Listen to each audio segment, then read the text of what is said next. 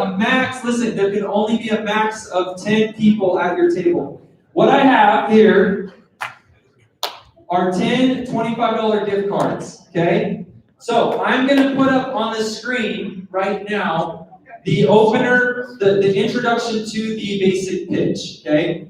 And you've got a few minutes to memorize it. Here's the catch. Only one first-year rep from your table, has to be a first year, is going to come up and you're going to pitch to one of the board members facing the audience. The board members are going to face the screen so they can make sure that you get the pitch down. The first-year rep who can pass off the introduction on the screen, word for word, and make it smooth, wins their entire table a $25 gift card. Okay? Word for word.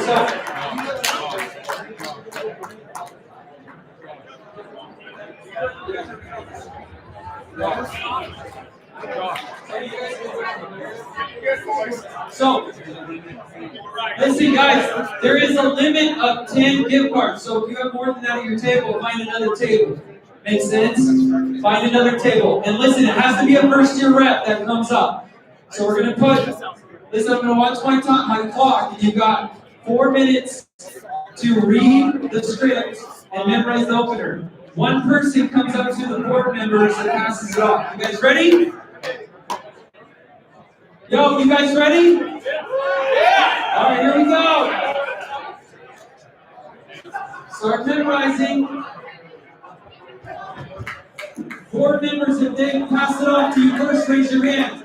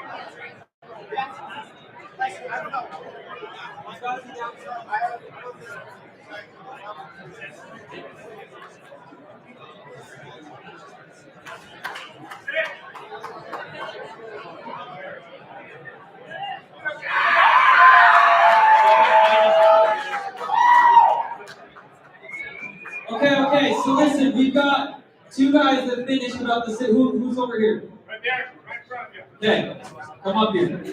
You can come up here as well. So here's where we're gonna have a little match off real quick. We're gonna give them the phone. You guys are gonna choose the winner. We're gonna have them say it. Okay, according to the script, and you guys are gonna choose the winner. Fair enough? Cool? Okay, here we go. Wanna go first? Catholic, you can't read it. Alright, how's it doing? My name's Alex with Terminex. We're treating a few of your neighbors' homes, mostly for those small carpentry ants, a few spiders and wasps. So we have a truck in the area, so if you need it done today or tomorrow, we'll do it for more than half off. All right.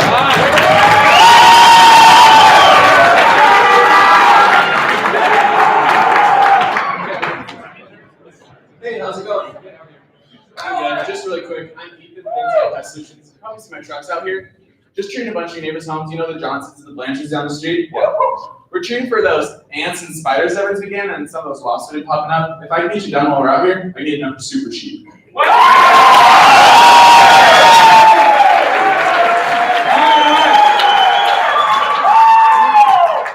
Okay. Do you guys think you won?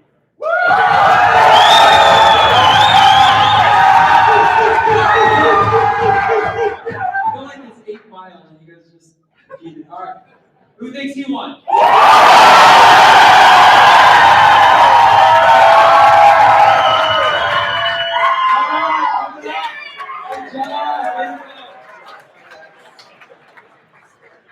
That's awesome. That is awesome.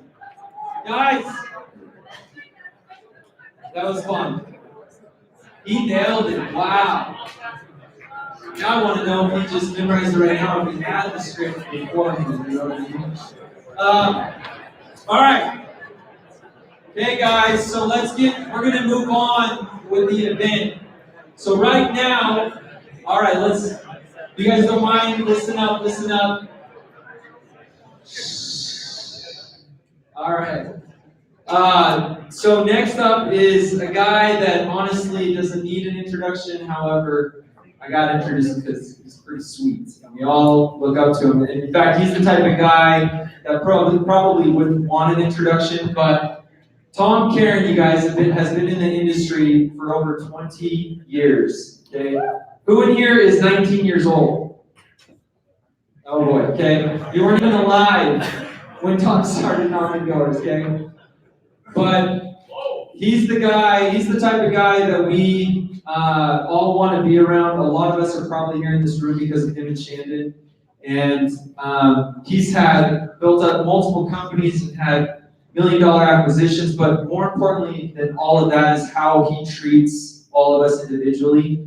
And it's pretty amazing how, with 750 plus reps in our company, he's able to make all this feel important.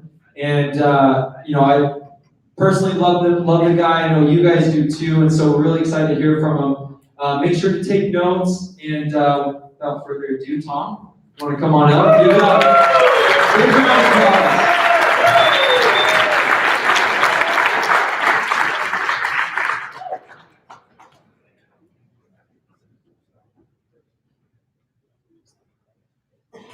All right, thanks for depressing me, Josh. About 20 years killing bugs. I'll try not to fall off the stage like Shandon did this morning. You saw Shandon fall off the stage. I'm gonna make a slow motion video of it. I can't wait. Appreciate everyone taking the time to come out today. I know it's one of the last things you want to do is give up a full Saturday, but I promise you that the knowledge that you're gonna gain today will make you more money. This is well worth your while. I believe that just by attending today, you're gonna make thousands of dollars more this summer by hearing from top talent. And we spent a lot of time and effort putting into trying to put good content into these trainings to bring you value. So one of the most common things that I get asked as I travel around to the different offices or when I meet new recruits is, how can I be a top producer? What do top producers do? In your opinion, what are the common traits of top producers? So I'm gonna go over that with you today, and now when you see me, you don't have to ask me. Here it is. I can't see the screen. Here we go. I love this quote. It's easy to look at successful people and explain their achievements as the product of luck, being in the right place at the right time, or being born with extraordinary talent. But there are many people who get lucky in one or both of those ways that don't go anywhere. What distinguishes the merely talented from the truly great is drive, the willingness to get in earlier, stay later, and do more than everyone around them. I think that's key to being a top producer. What I did was I got in touch with a buddy of mine who owns a pest control company named Greg Hunt. He's been in the industry for 25 years, and I asked him, in his opinion, and what he's seeing, what are the common traits of top producers. We'll go through his, and then asked our two corporate trainers, Mark Pittard and Kelton Cole, in their experience, what they view as top talent. And then I'll go over my main few that I've come up with over the years. But combined between the four of us, we have over 70 years of pest control experience and literally thousands and thousands of sales reps that we've seen come and go, and where we've drawn this knowledge from. So here we go. Greg Hunt, mental toughness, being mentally tough, being able to handle rejection, being able to handle the elements, just being tough upstairs, okay? That all comes with your attitude, with your confidence, perseverance, and tenacity. Constantly learning, being a sponge, never being too arrogant that you can't learn. I still like to go out when I can and knock with first-year reps, and I learn something new every year, a little one-liner that I'll take away from them. Constantly learning, always being open to that. Work ethic, you're your own boss, and then they hold themselves accountable. We talk a lot about this. Unlike most jobs where you have a boss breathing down your neck, you show up on time just so you don't get in trouble. You are essentially your own boss at this, and you've got to learn to hold yourself accountable and work for you, not for someone else. Mark Pitter, look at that. Most of you know Mark. It is photoshopped. No, I wish. Mark is one of our corporate trainers and travels around to the different offices and bangs a lot of doors, and he's been a big influence in a lot of reps' lives, helping them achieve high numbers. Mark's takeaways are set goals and have a vision, be specific and plan your goals, detail them daily, weekly, monthly. Goals are always visible to see on a daily basis. We'll come back and talk a little bit more about goals. Continuous learning, just like Greg said, always learning, always knowing you can do better, learn more, study the manual daily, utilize the VTP, work ethic, work all the hours and more, and shorter lunches, and again, we're gonna come back to these points. Take accountability, don't blame your failures on other things, never complain.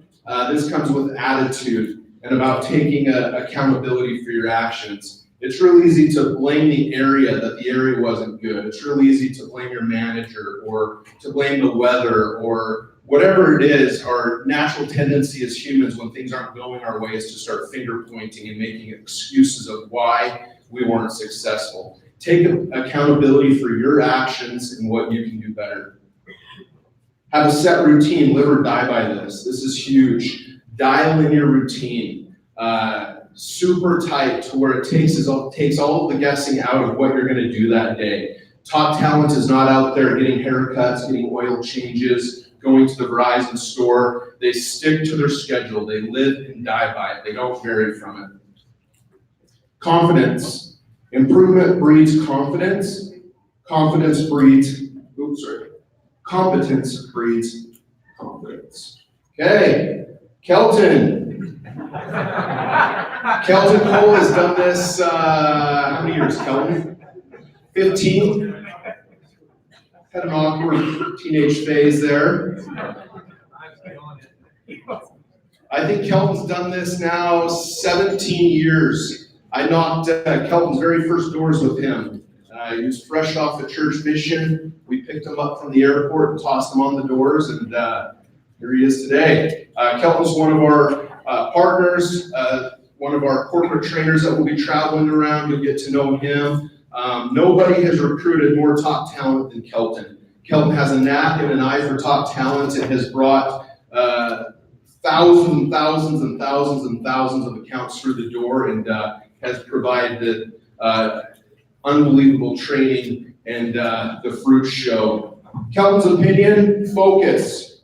No distractions. Stay off your freaking phone. My first 2 years of knocking, we didn't have cell phones. The close that was actually in our training manual was to pretend like you're kicking off your shoe, point in and say, if I could just shoot your phone real quick, I'll call the office and see what we have available. That was the close. I got really good at the close. Kick my shoe off, kind of make the forward motion, and they'd let us right in, call the office, schedule the appointment. Well, when they gave us cell phones, I didn't know how to freaking close. It was a nightmare. But the biggest thing that I've seen since social media, none of that was there when I started this. We just worked our guts out. But is the distraction of the phone. Keep that thing in your pocket. It's so funny to me when I'm out training, in between every door, what do reps have to do? Check their phone, check their phone, check their phone, check their phone. It's mentally taking them out of the game between every door. The top reps, you can't get a hold of them. It's annoying at times, but then I realize can't get a hold of them. Jeremy Rosenthal, who year after year always did over 700 accounts. I could never get a hold of the kid, and sometimes I really needed to get a hold of him, but he wasn't checking his phone.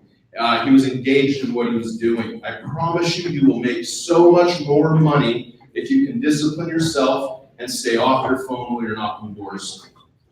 Time management, be prepared, bring lunch with you, get your errands done on the weekends, move quickly between doors. This is another huge one. Jeremy would run door to door.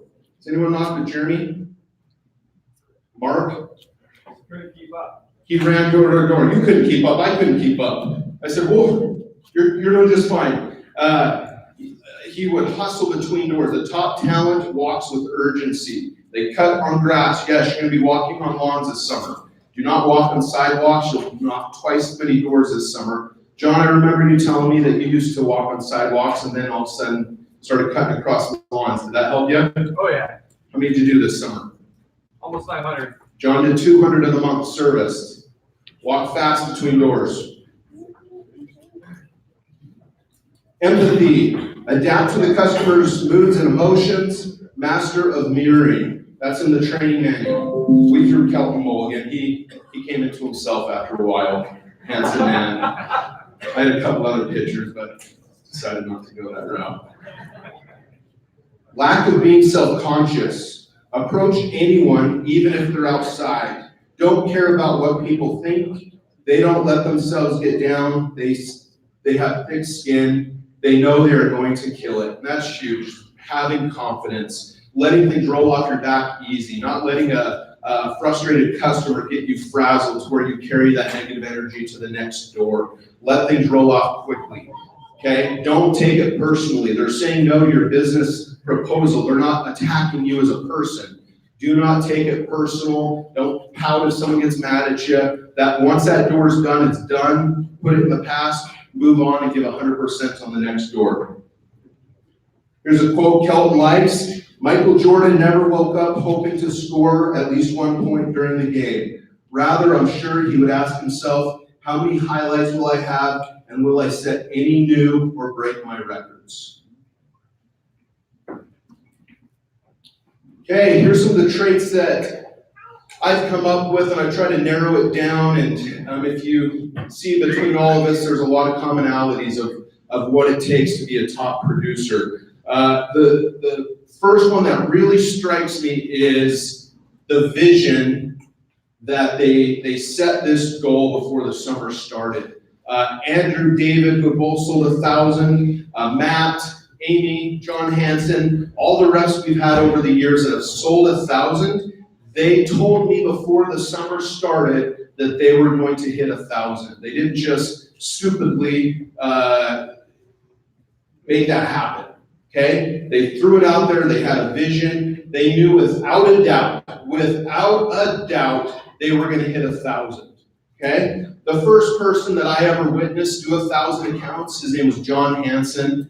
You old dogs have heard me talk about him often, but I was part of that team. I was the sales manager, and I saw firsthand the sacrifice that it took to hit 1,000 accounts. It was unbelievable. No one had ever done it before. You had heard rumors of someone doing 900 in 7 months, 800, 600, but no one had ever serviced 1,000 accounts in 4 months.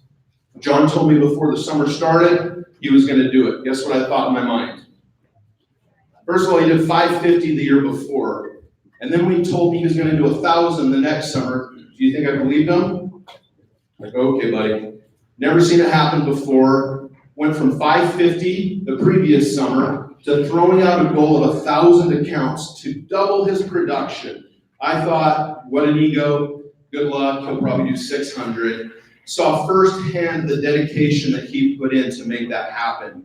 He dialed in his schedule so tight that he knew exactly what time he was going to knock his first door. He would go to the same gas station, buy one of those granny cookies, sit it on the dash of the car, and let it heat up a little bit so the icing was a little melty. He'd buy a Blue Monster energy drink, and then he'd pack his pocket full of granola bars, and he went at it.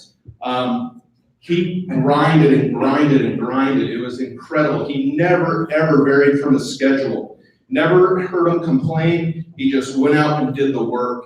The last week, we were in Washington, D.C., and he was trying really hard. He had to go home. He couldn't stay. He had to hit it. He was getting really close. So he started going out even earlier and staying out even later, knocking after dark. And I told him I'd go do same days for him and spray for him so that we could help him hit this goal. And I'll never forget this.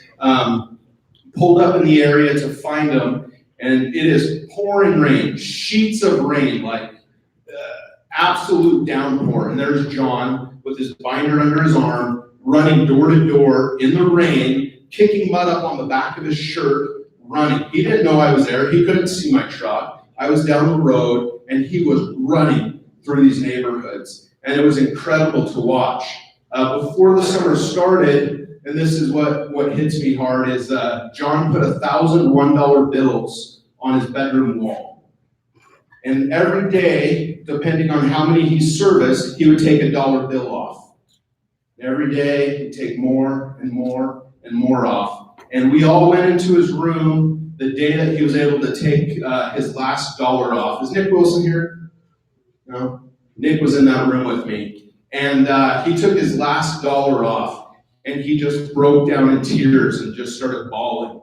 And it was an emotional moment for all of us because we saw the sacrifice that took and how hard that was to do. But he did something that everyone said couldn't be done. No one can service 1,000 accounts in the summer. It's impossible. If they do, they have a 7-8 month summer. He did it in a 4-month period, just under a 4-month period. I'm going to play a movie that has to do with, a quick clip that has to do with vision. What are you afraid of? And do you agree with that comment that you attract what you fear? If you attract, not just what you fear, you attract what you feel, what you are, what you attract. What's on your mind? Yes. It's like the law of physics. I don't know how anybody can disagree with that. Asking the physicists, though, it's true. They never put a line in by Edmund, every fear has a wish, which is close to that. I still am very insecure in so many ways, but I wish I could give that gift to all my fans. You have the freedom to pull that superstar out of yourself that you were born to be. We are all born superstar. When things are not good, you visualize these good things happen. You visualize when good things happen. That's easy. What's not easy to do is when things are not bad and you visualize the good stuff. Check in. Conor McGregor, Conor, you've been dreaming about this moment, you've been talking about this moment. Honestly though, does it feel the way you thought it would? Yeah, it does. It feels beautiful. I dreamt this so much, so clearly, so precisely, and so frequently that it has manifested itself into reality. And that's what I'm feeling right now. It's a dream come true. I would visualize things coming to me that I wanted or whatever. This was in like 1987, Yeah. And I had nothing at that time, so it was like, but it just made me feel better. It made me, at that time, all it really was for me was kind of making me feel better. I would drive home and think, well, I do have these things, so they're out there, I just don't have hold of them yet, they're out there. Okay, so didn't you write yourself a check? I heard that you did, is that I true? wrote myself a check for $10 million for acting services rendered, and I gave myself, Right? Just decide what it's going to be, who you're going to be, how you're going to do it. Just decide. And then from that point, the universe is going to get out your way. It's like it's water. It wants to move and go around stuff, So for me, I want to represent possibilities. I want to represent the idea that you really can make what you want. There are many ways to get the things that we want for ourselves in our lives. But basically, it all begins with how we choose to think. As you think, so shall you be. 7 little words that I think are perhaps the most important things that we can learn and master in our lives. This whole proverb notion that I become what I think about all day long. And once you know that what you think about is what expands, you start getting real careful about what you think about. You don't allow your thoughts to be on anything that you don't want, or that you wouldn't want to have manifest or show up for you in your life. Like attracts like. You have to understand, you are a magnet. Whatever you are, that's what you draw to you. If you're negative, you're gonna draw negativity. You're positive, you draw positive. You're a kind person, more people are kind to you. So you're like a magnet, and you gotta understand something about like attracts like. If you see it in your mind, you can hold it in your hand. This is so true. Joy and depression cannot reside in the same space. Laugh every chance you get. Just bust out laughing. Even if it ain't funny, just laugh.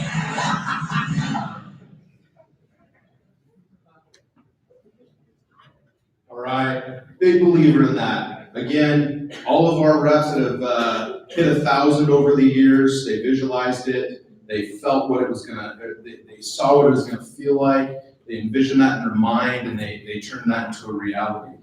My dad's saying, and it's basic, but Greg, Mark, and Kelvin hit on this too, is just the work ethic and the grit that it takes to accomplish something like that. Who's heard of the 40% rule? Okay. 40% rule. When your mind is telling you that you're done and that you're exhausted and that you cannot possibly go any further, you're only actually 40% done. I'm a big believer of this. We had the Iron Cowboy come speak a few years ago. I think we're going to try to get him back, but he did 50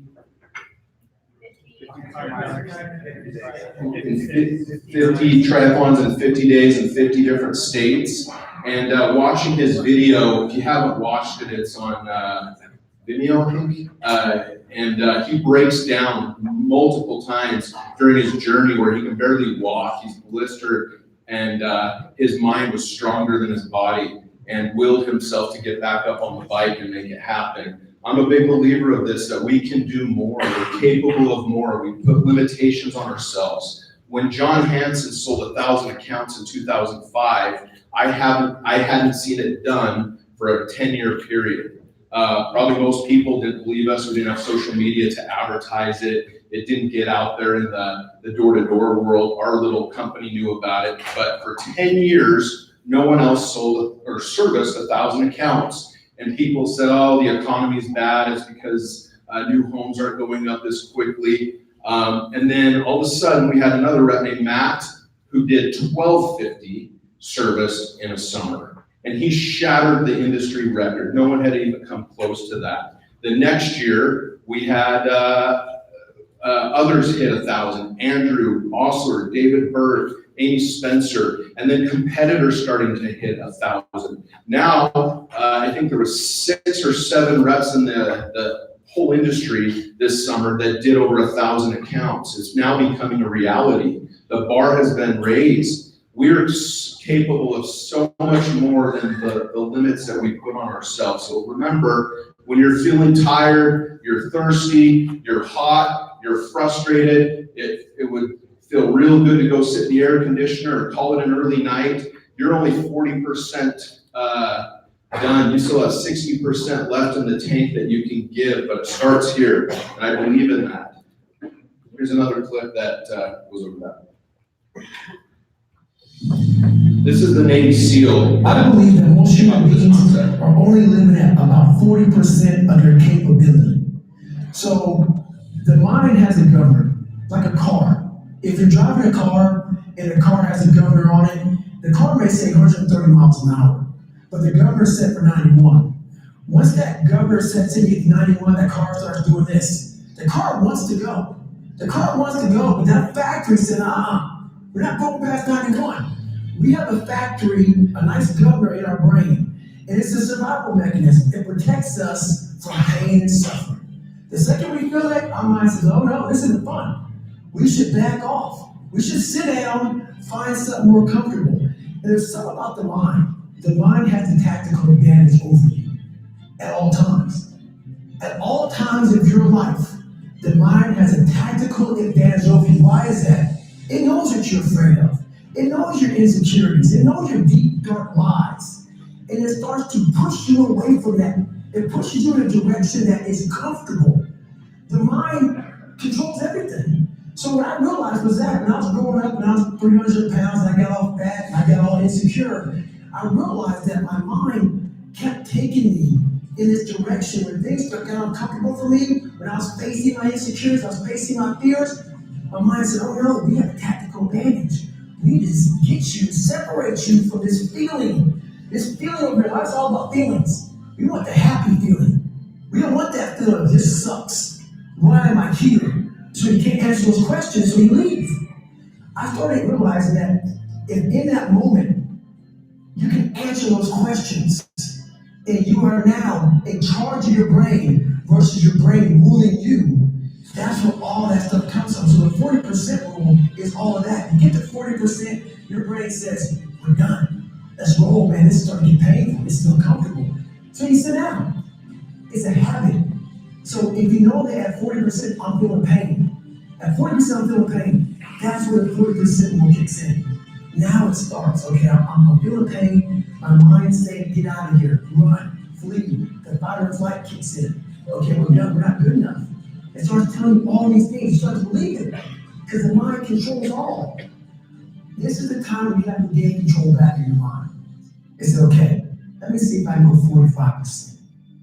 And once you start giving yourself more and more hope, and start realizing, okay, the mind starts to be, okay, what are you doing? We're supposed to be going right, and you're going left. You start then controlling your mind. Start finding more in yourself. And it goes from 40% to a lot further than that. But that's the start of it, though. Get to the spot where your mind is saying stop. Wherever that is, you gotta get there first. And then that's when that starts to work for you. You gotta control yourself in that moment. Right on. That's all I've got. Leave you with one thing. You're capable of much more than you realize. You don't put limitations on yourself. Love the quote, I'd rather be an optimist and be wrong than a pessimist and be right. Let's crush it this summer, you guys. Thanks for the time. Thank you.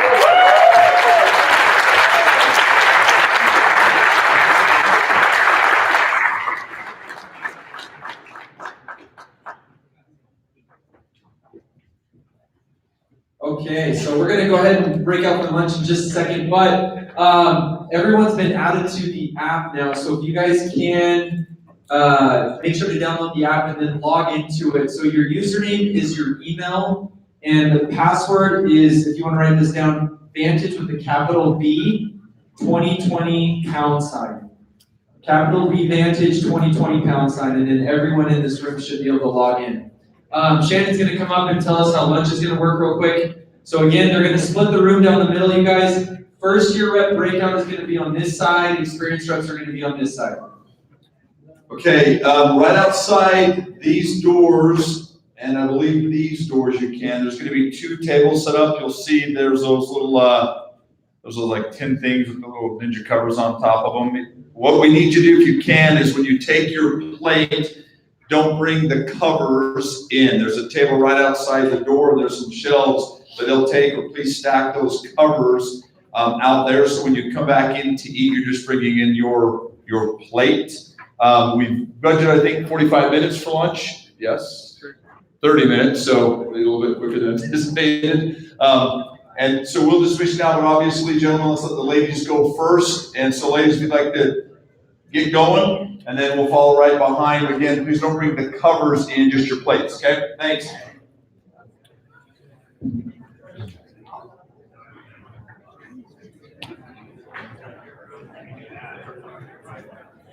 The breakouts will start at 2:15.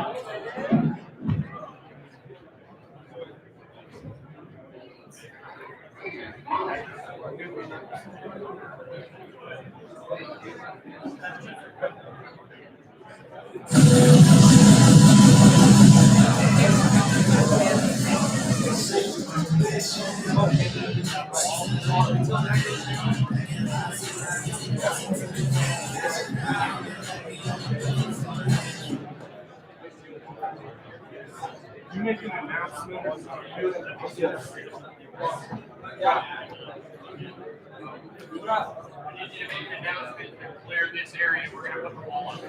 We're going to be so we can't build people walking through. I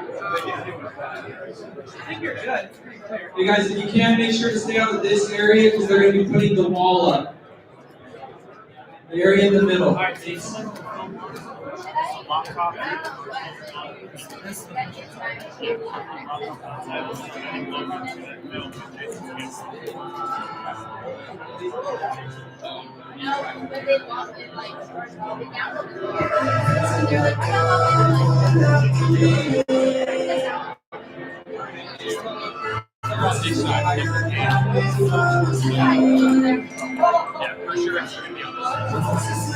Yeah, it's gonna be all yeah, so all going right here, and we're gonna pretty close. So this was experience.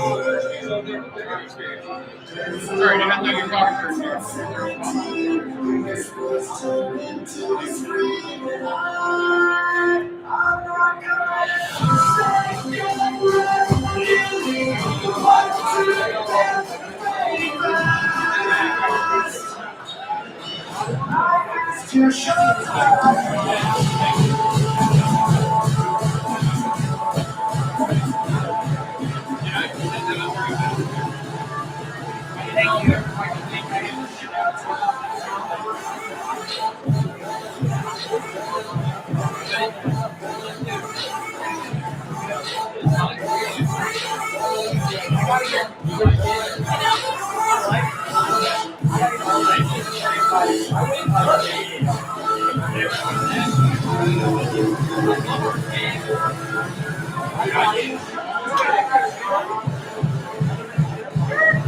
It is manageable. I just kind of coming out with it.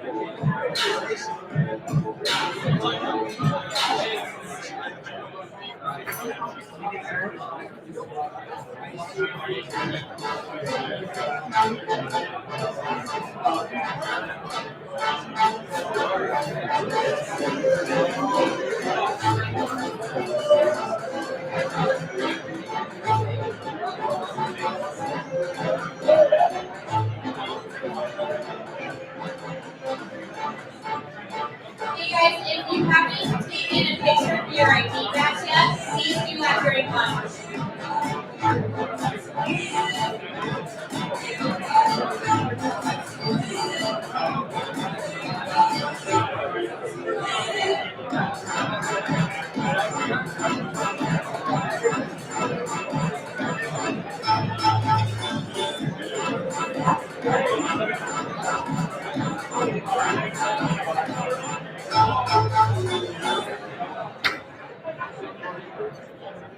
Guys,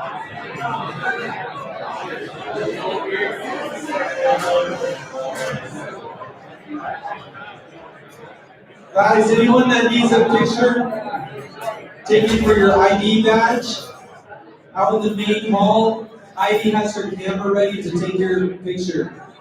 If you need your ID picture taken, it's out in the main hall, look for Heidi.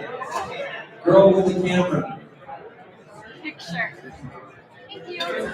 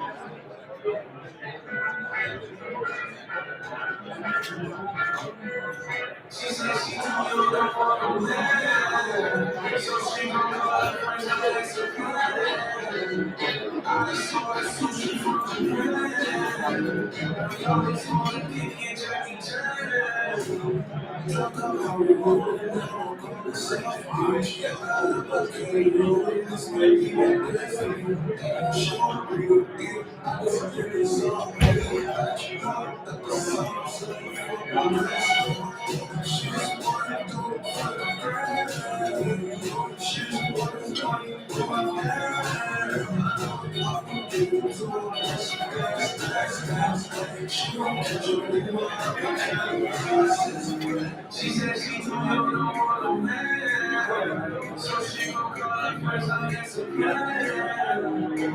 I saw the sushi from Japan. Yo, this one keep me checking. She said she told me no more man, so she gon' call first. I guess a man. I saw the sushi from Japan. Yo, this one keep me checking.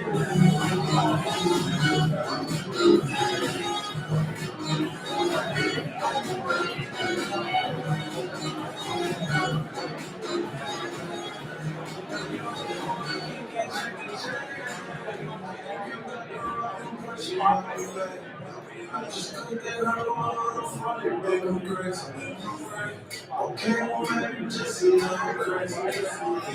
Cause I feel crazy about that lady. I'm feeling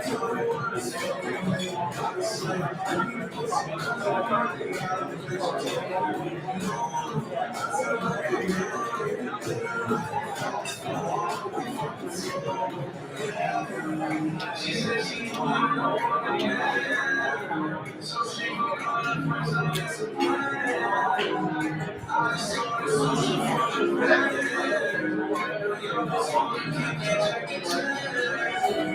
She said she too young for one man, so she gon' call her first. I guess a plan. I saw the sushi from the bed.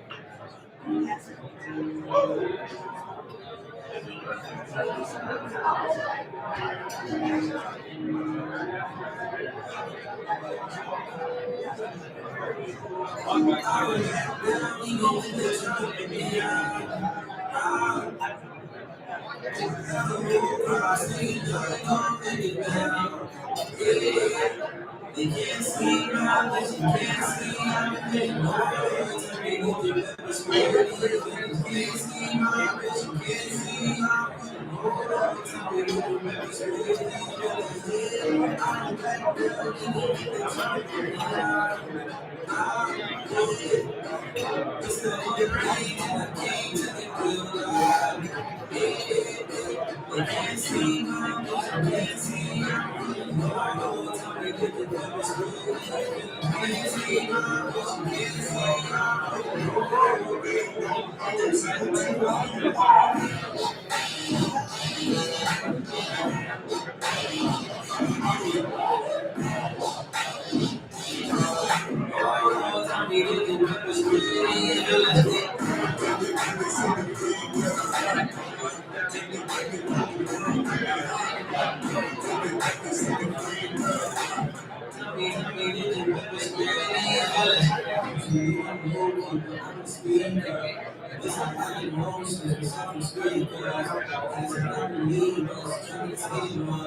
Just to get a piece of the dream of now we don't need the feature. Cause I drop the cars with the Mona Lisa. Got the type of heart that can raise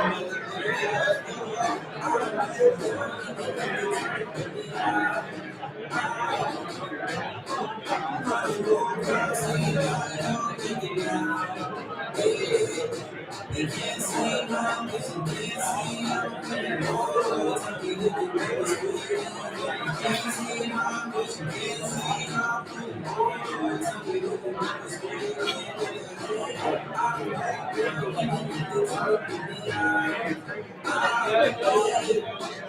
It's a lot of things that can't feel like.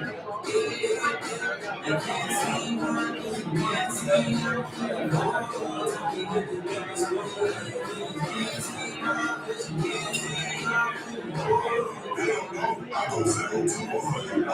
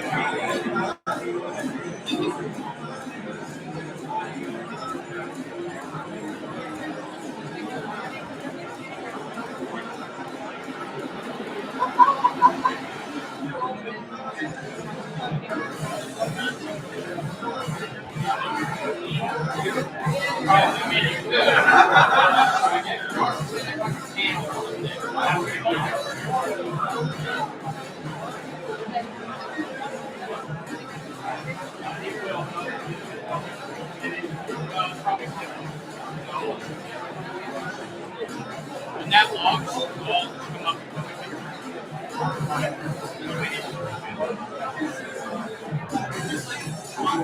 Well, we're gonna have to probably use the same mirror thing anyways on mine. So let's just get it like ready to.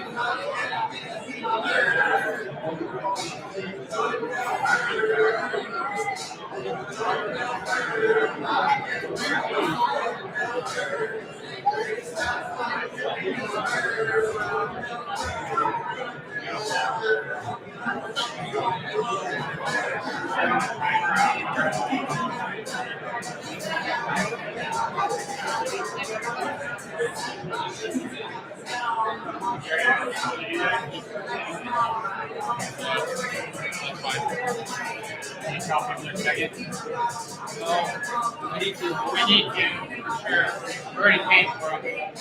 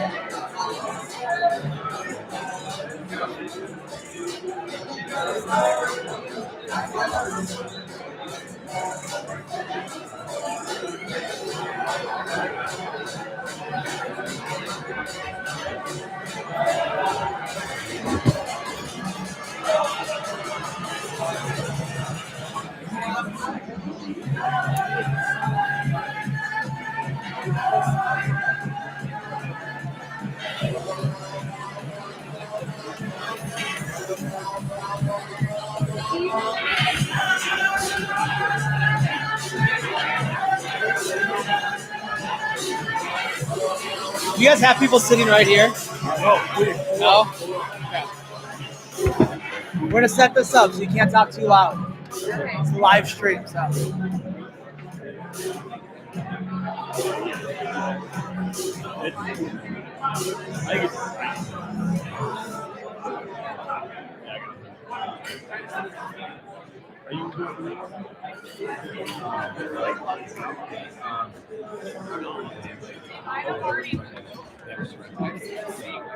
Is this gonna annoy you guys too much? You guys okay with this? Is this okay? Okay.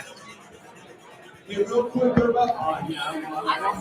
laptop. I just got the 2019 MacBook too, but it doesn't have that like thing on it. Mine just has like the Touch ID.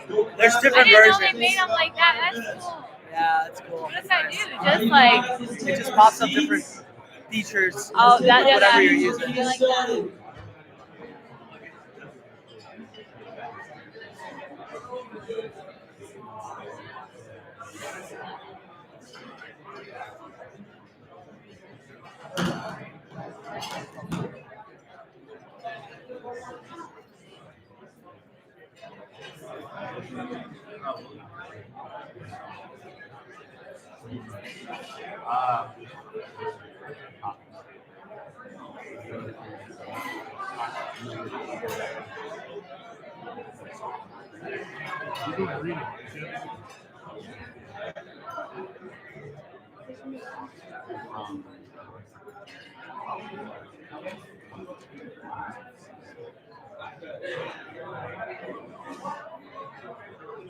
Okay, guys, we're gonna get started. So we're gonna first hear from Jason Green. He's gonna introduce the BTP to us. After that, we're gonna have the pleasure of hearing from Grant Nielsen. Yeah. And then finally, after Grant tells us how to prepare for a dominant summer, we're gonna have a panel of expert sales reps that have been with us for a while now, and then also a couple first-year reps that killed it last year, okay? So I'm gonna give the mic over to Jason. Take notes, this is important. Here we go. What's up, guys? So I'll let these experienced reps get in because they scare me. So,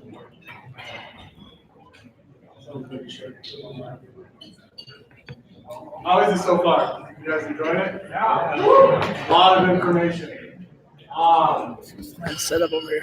Anytime you can hear from the guys that are talking, Tom, Karen, Josh, Santa, it's like, listen up, these guys have gold that they'll give you. So, hope not to take away from that. So, everyone after this will be really, really good.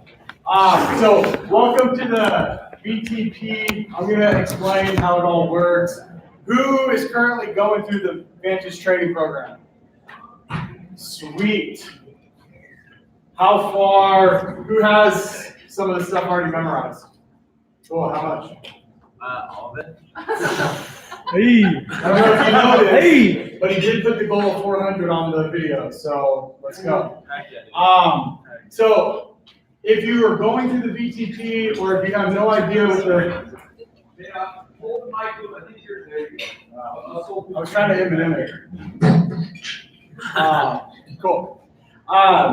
If you don't know what the VTP program is at all, totally good. We're going to cover that today. If you're going through the VTP program currently, pay attention because we have changed a couple of things. We've been working from September to now getting these videos re-released, a little bit more content. And so there's going to be, you probably noticed the pitch was a little bit different, things like that. And so pay attention if this is the first time you're going through the VTP. So let's take it back a little bit to when this slide worked. There it is, 10 years. Take it 10 years back. So this was my first summer. This was when I was in your guys' position, okay? This guy had it all together. No, not really. So this was my crew, this was my apartment. This was actually taken towards the end of the summer because I won most of the stuff that I'm wearing in the incentives. And so that I think that was August. But I didn't start out super hot. So my first month, I did 13 service accounts. It was terrible. It was so frustrating. And the worst experience that I had was this kid, Fred Massey. So he he came to the summer probably 40 pounds heavier than where he is right now, but he had no money when he got out there, but he was killing it. He was selling really, really well, but all he ate was rice and butter, and sometimes if we were lucky, we would put the sugar on it to give us a little sweet snack. The hardest thing, one of the most frustrating moments was on Memorial Day. I was in his car group. We drove a truck out the area. Not a technician truck, but like a personal truck. And he was driving, he got out, he threw down 13 or 14 that day. And I'm like, bro, you just did what I did this whole month in one single day. And I had to hear him gloat about how he's about to win an iPad because he's about to win the company incentive the whole way home, and I threw down 3. And so it was super frustrating. The training I got before this was very minimal on my fault, fully. I went to one pre-season knocking trip and went to Jack in the Box in St. George, and they taught us how to fill out the contract. And we ran through the contract. They're like, cool, this is how you do it. I'm like, sweet, I know how to do this. And I got out of the car and I knocked. And one of the worst things that actually happened to me was I got a sale. And from that point, I was like, man, I'm too cool for school. Like, I know how to freaking sell pest control. Like, this is easy. Your girl have roaches. Like, it was a lay down sale. But for me, I was like, man, I'm a hot shot. And so I made a sale. And after that sale, I literally put no effort into the training after that point. Okay? So,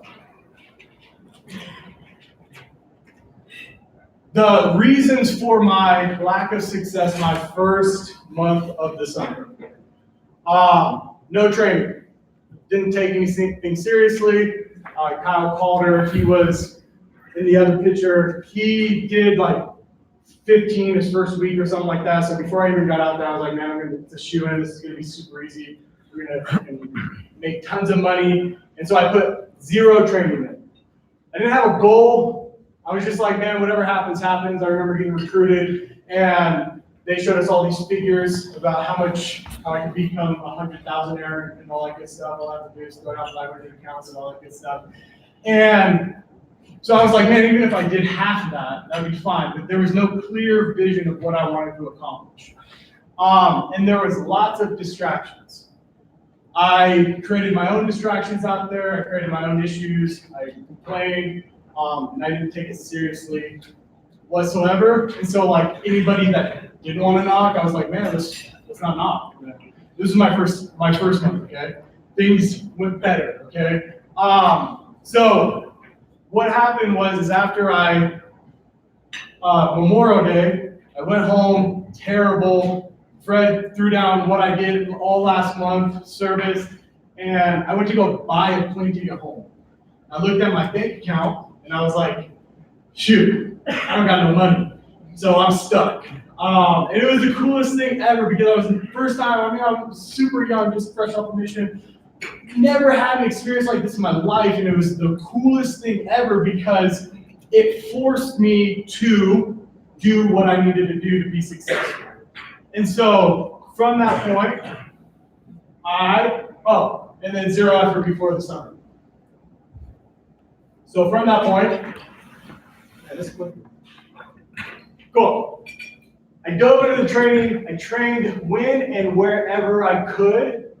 And I trained to seek full understanding, not to just get through the training or not to just kind of skim through it, but to really understand what I needed to train off of. I put my training manual behind my toilet, so anytime I was doing the things in there, I just pulled it out and I was reading it. And I would read the whole training manual front and back a few times that next month. And then I controlled my circumstances where I reached out to my manager, reached out to the top reps. I wanted to train with them, and I made myself accessible to be trained by them. Then my goal, I had no goals. What I did to change that is I created a summer goal, what I wanted to accomplish. And I truly was obsessed with that goal every single day. My daily goal stacked up to my weekly goal stacked up to my monthly goal to make it so that I was going to have in with my summer goal. So I was obsessed. Literally, I walked door to door. My goal is 4. I would go 1, 2, 3, 4, 1, 2, 3, 4, 1, 2, 3, 4, 1, 2, 3, 4. If I got one, I'd be like 2, 3, 4, 2, 3, 4, 2, 3, 4. It got more of a tongue twister as the digits got a little higher. But I became truly obsessed with my goals, and then I cut all my distractions. I stopped creating my own distractions. I stopped getting in my own way. Stopped making excuses of why this was hard and everything like that. And I just got focused. Now, still, I lost a whole month, so it wasn't like the end all be all. I went out and did 400 accounts. I finished with like 130. It wasn't anything crazy. But what killed me was 0 effort before the summer. This was lost time. You can't change this, and had to live with that my whole summer. I didn't put any time before the summer, and this is where your guys' story is different than mine. You guys have the ability from here on out to become obsessed with everything. I learned the hard way by looking backwards and changing, which is cool, but the reason my summer still wasn't as good as it should have been was because of that 0 effort before the summer. So, let's dive in. Okay, all about the VTP, Vantage Training Program. Gosh. Okay, whoa, too much, don't look. Okay, so V1. So the VTP is set up in a way where you can go from a level 1 rep all the way down to a level 5 sales representative. So you're a 5-star sales rep. So it's backwards than what you probably know now, but this is the way it should have been. We all know it. First step of V1 is you download the Vantage Training app. Who has that downloaded? Good. You literally can't do anything without this. Okay, so you need to have it downloaded. If you don't have it downloaded, get with someone that has it downloaded, figure out how to trust this thing so it works and all that good stuff. Okay. So then fill out a W-9, fill out your direct deposit, you complete your backend certification, and submit your ID badge to Vantage Corporate. So it's on the app. All of these things, you go to the app, you click V1, all of these things are on the app on how to actually accomplish them. So that's why you need the app. And if you want to submit any of these things, they're on the app with a link to submit it. So if you want to do that, get it done. This thing takes 5 seconds, honestly. Maybe 5 minutes, I don't know. But it's very, very simple. Who took your ID badge today? Congrats, guys. You're already one step ahead. Way to go. So if you have your ID badge photo taken and you have downloaded the app, you are 3 out of 5. So way to go. It's pretty simple. But this is the first step. The next one is V2. This level, you're required to read the training manual and pass the manual quiz with a score of 90% or higher. So the training manual is in the back of, or the training manual is on the app. Once you click the sales rep portal, it's like the first thing to pop up. The quiz is super important. Again, kind of my big thing that I want to stress is seek to train with the intention of actually learning the material. The hardest thing about the VTP program is it seems like a checklist that you have to accomplish. And anytime I'm doing a checklist, I just want to get it checked off and go, but that's not what will make it so that you're actually successful this summer. You want to make sure that you are actually going through this manual, not to window your manager and being like, bro, 80%, that's good enough, just pass me. Actually know the answer so you can get 100%. But so then V3, receive, this level you're required to pass off all the pitch certifications. They're in the app, and watch all the training videos, okay? So all that's in the app as well. So this is the one part that I think guys just go through, okay? They just want to pass something off without, so they can check it off instead of actually knowing what they're going to say. These pitches were written by the best in the business. They work truthfully. If the customer asks, I don't have any bugs, you will know exactly what to say. But if you just rush through that pitch certification to memorize it so you can get a quick check off, and you never look through it ever again, you guys will fail. This VTP program will be in vain for you guys because it really won't do much for you guys. And then when you watch the videos, pull out a notebook. Pull out, like, rewatch them. You're good. Okay. Rewatch them a few times. Take notes on them. The content in these videos are really, really good. And so, yeah. So this level, you're required to attend 5 out of the 10 training modules. These are going to be in your area. If you're out of state, we'll live stream them, so you're going to link beforehand to kind of chime in. And then we'll record them so you can go back and watch them as well. So there's 10 weeks roughly between the time the first training module starts and the time the summer starts. And so you're just required to make it to half of them. But again, don't just go through the motions to get the half done and check it off the box, but go to seek understanding so you can actually better yourself through these trainings. Trainings are going to be fire. We're going to get the best advantage to sit in front of you guys and give an actual training. How to do a really good sales pitch, how to resolve the concern, how do you blow through smoke screen. All of these things will be given by guys who do dozens of accounts. And then record your pitch and submit it on the app. So this is cool. Your manager is going to give you feedback from the pitch that you guys give. So that's how you pass that off. The last and final level is V5. This level, you're required to sell 2 preseason accounts. Ready for it? By yourself on the doors, okay? So no calling grandma, wondering if she can get pest control.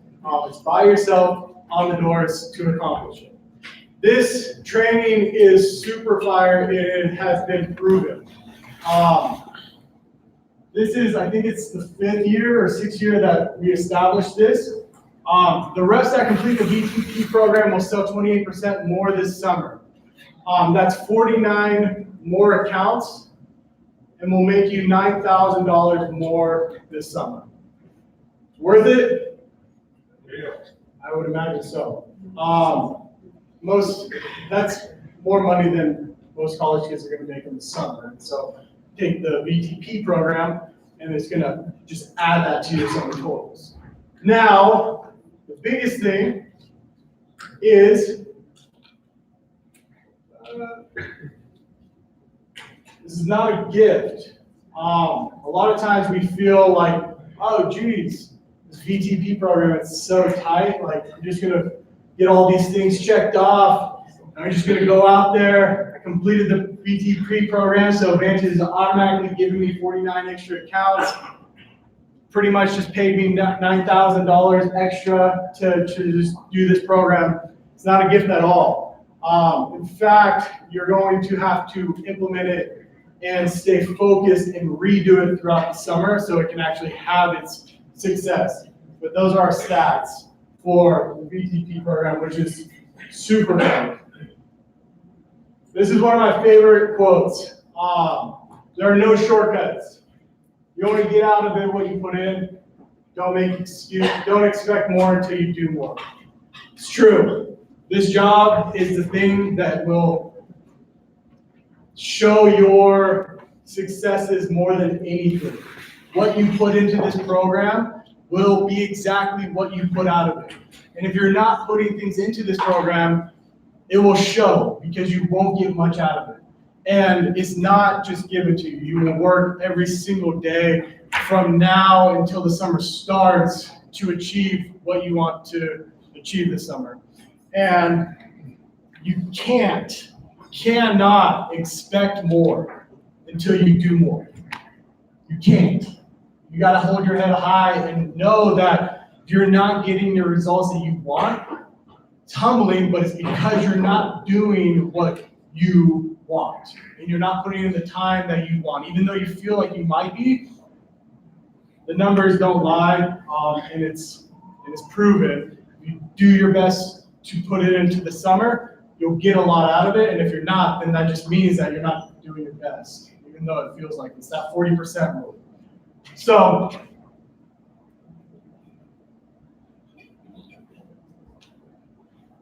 just don't go through the motions. Let's rock this stuff. Let's make it happen. That's the face of Vantage, brothers. Okay, mic drop.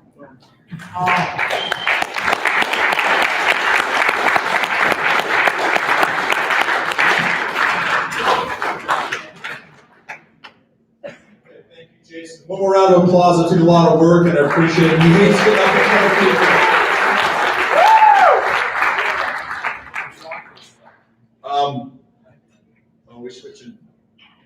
Are we switching laptops?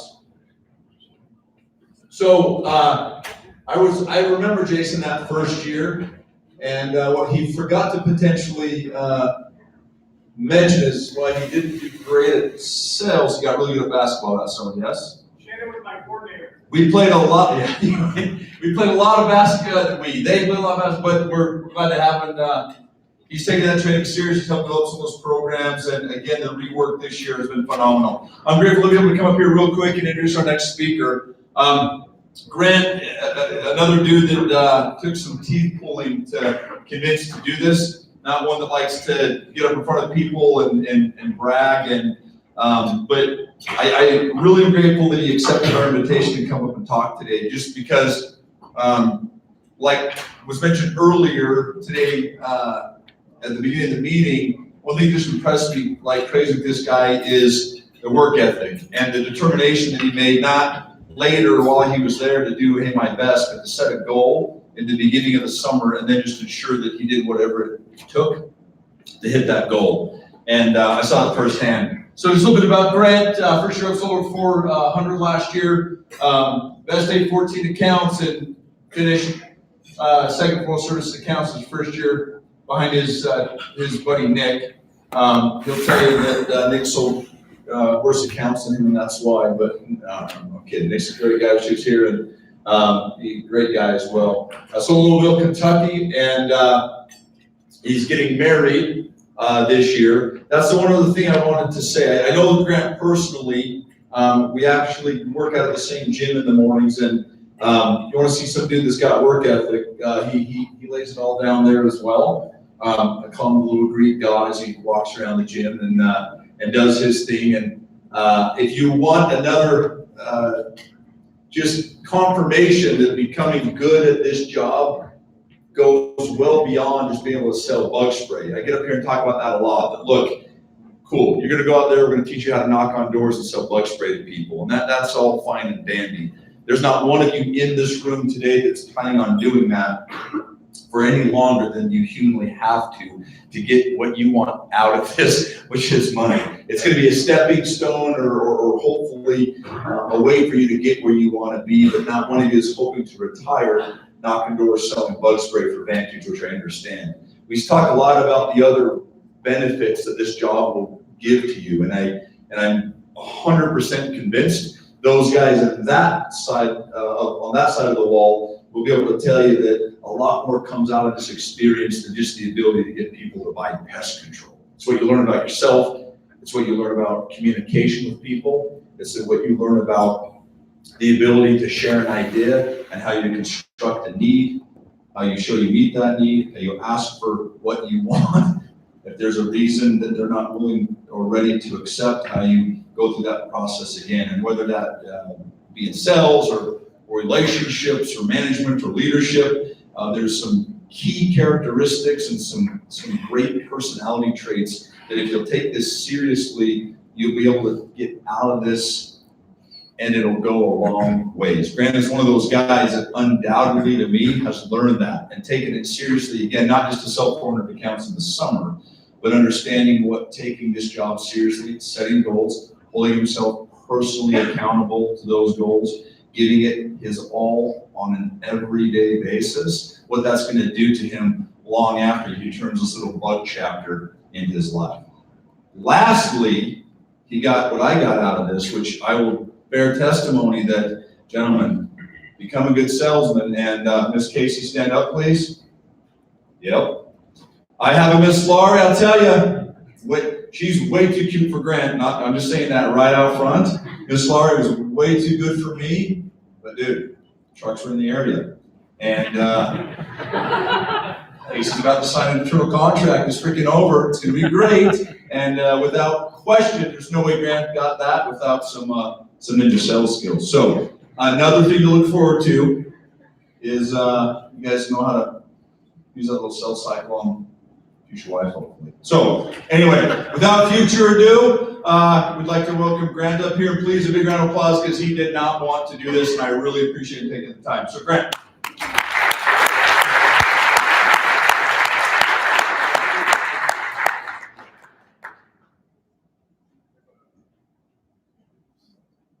Right there. Awesome. So I'm happy to be here.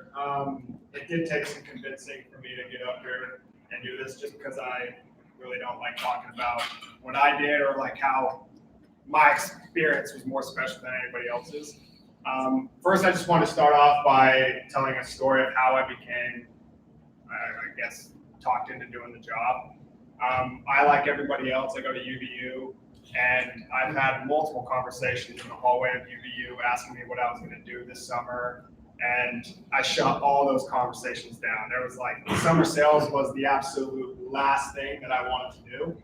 And I had friends that did it. No matter how many times they tried to convince me to do it, I was like, no, it's not me. I'm not about to go spend 3 months knocking doors all day, every day, when I don't even know if the outcome is promised. And long story short, Shannon mentioned it. We work out at the same gym, and his brother Kelton works out at the same gym as well. And I had a buddy, Nick Whitworth, who's on here. He's been my best friend since I was like 7 years old. And over time, like we knew Shannon was an owner of the company. We knew Kelton was a higher up as well, but they never ever talked to us about doing summer sales. We were friends. We talked almost every day, but I was never pushed to do it. And one day, Nick and I just honestly sat there and we're at the gym, saw them, and we just like started joking about it. And then like a month later, we signed. And Kelton and Shannon I have to thank a lot for the summer that we had last summer. And I'm thankful for that experience. And so, long story short, we ended up signing, and immediately we had zero expectations of what to expect in the summer. We were unrealistic. Nick and I were high rollers. We were like, we're selling 500 accounts no matter what. And everybody we told about that goal looked at us like we were crazy because we're two first-year kids that had never knocked a door in our lives, other than maybe on a mission. And so we had this goal, and literally everybody looked at us like we're idiots. And so we were like, oh, whatever, okay, we'll just train, we'll do everything we have to do before we go out to the summer so we're prepared. And so I think we signed in we signed probably beginning of the year, so about this time. And then every week leading up to the summer, my buddy Nick and I went into Kelton's office and we trained. We role played like every week without fail.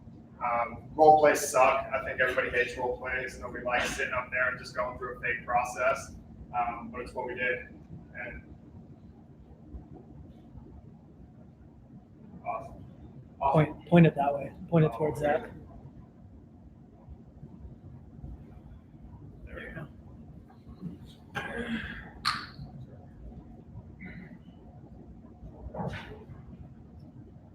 Okay.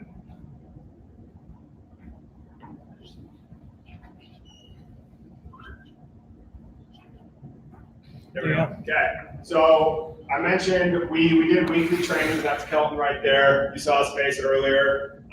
In the back seat, that's another one of the kids. His name's Colton Seymour. He sold with us on our team in the summer. And so we did weekly trainings. What we learned about in those weekly trainings was a lot more than what to say. When we were training, it was like, lots of times, I'm gonna be honest, Kelton's on in here so I can say this. A lot of times we went into trainings and I left, like, is that really all we're gonna train about? Like we just talked about how to stand at the door when we knocked the door, and that was it for an hour and a half. And we left and it was just kind of like one of those things, all right, well, I guess we just have to trust him. He's produced a lot of high reps. And so we trained about metaverbals, how to stand, your tone of voice, like everything. Pretty much everything on top of what we should say in our pitch, we trained for. How we stand, our confidence, everything. And so we held those every week. And then the Vantage Training Manual goes along with the VTP. And it's just a little book. And I did not read all of it. I must admit, I did not read all of it. But I read, when I was at work, I had a little job that I had some freedom to read while I was working. And I read through that while I was working. And what that did was, it was able to give me an idea of certain pests, like there's bugs I never even heard of. And that manual taught me about those bugs, what they do, the damage they did.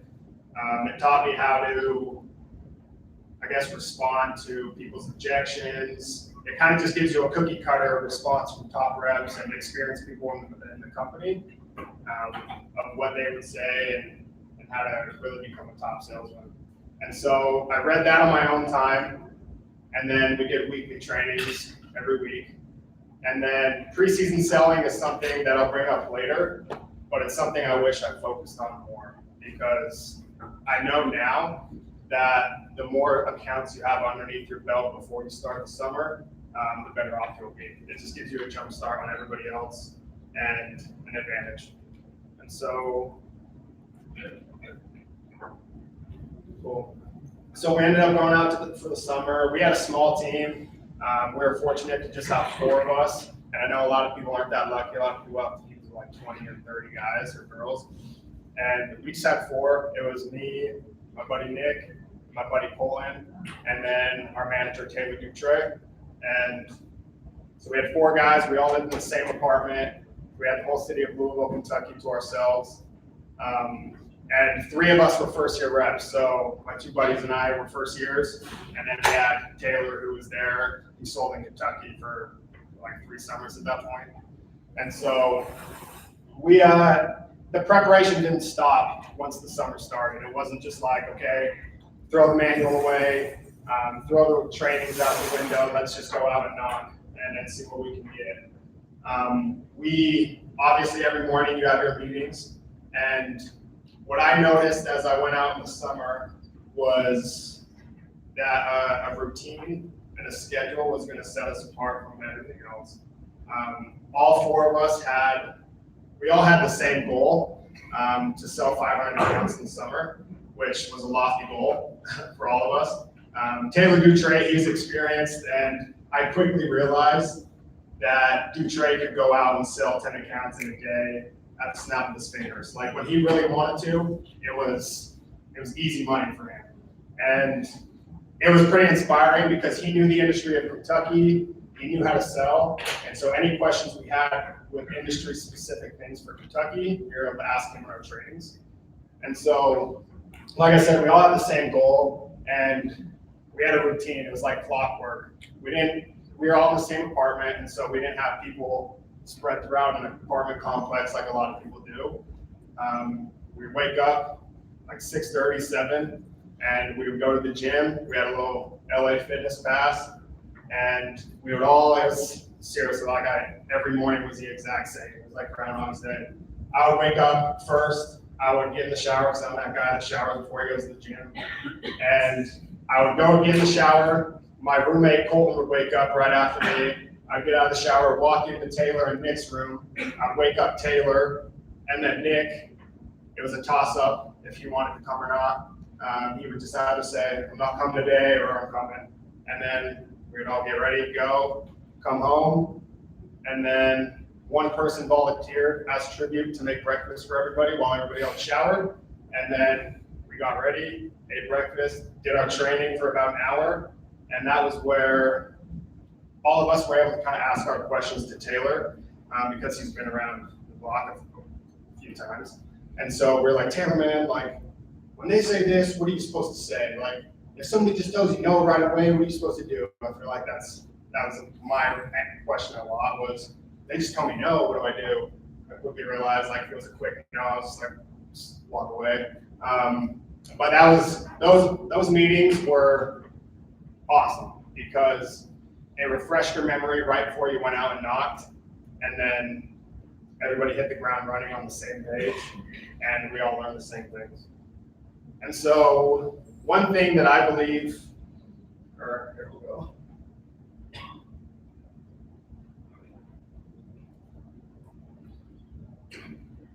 There we go. Okay, so this is my buddy Nick on the right, and this is Taylor Dutre on the left.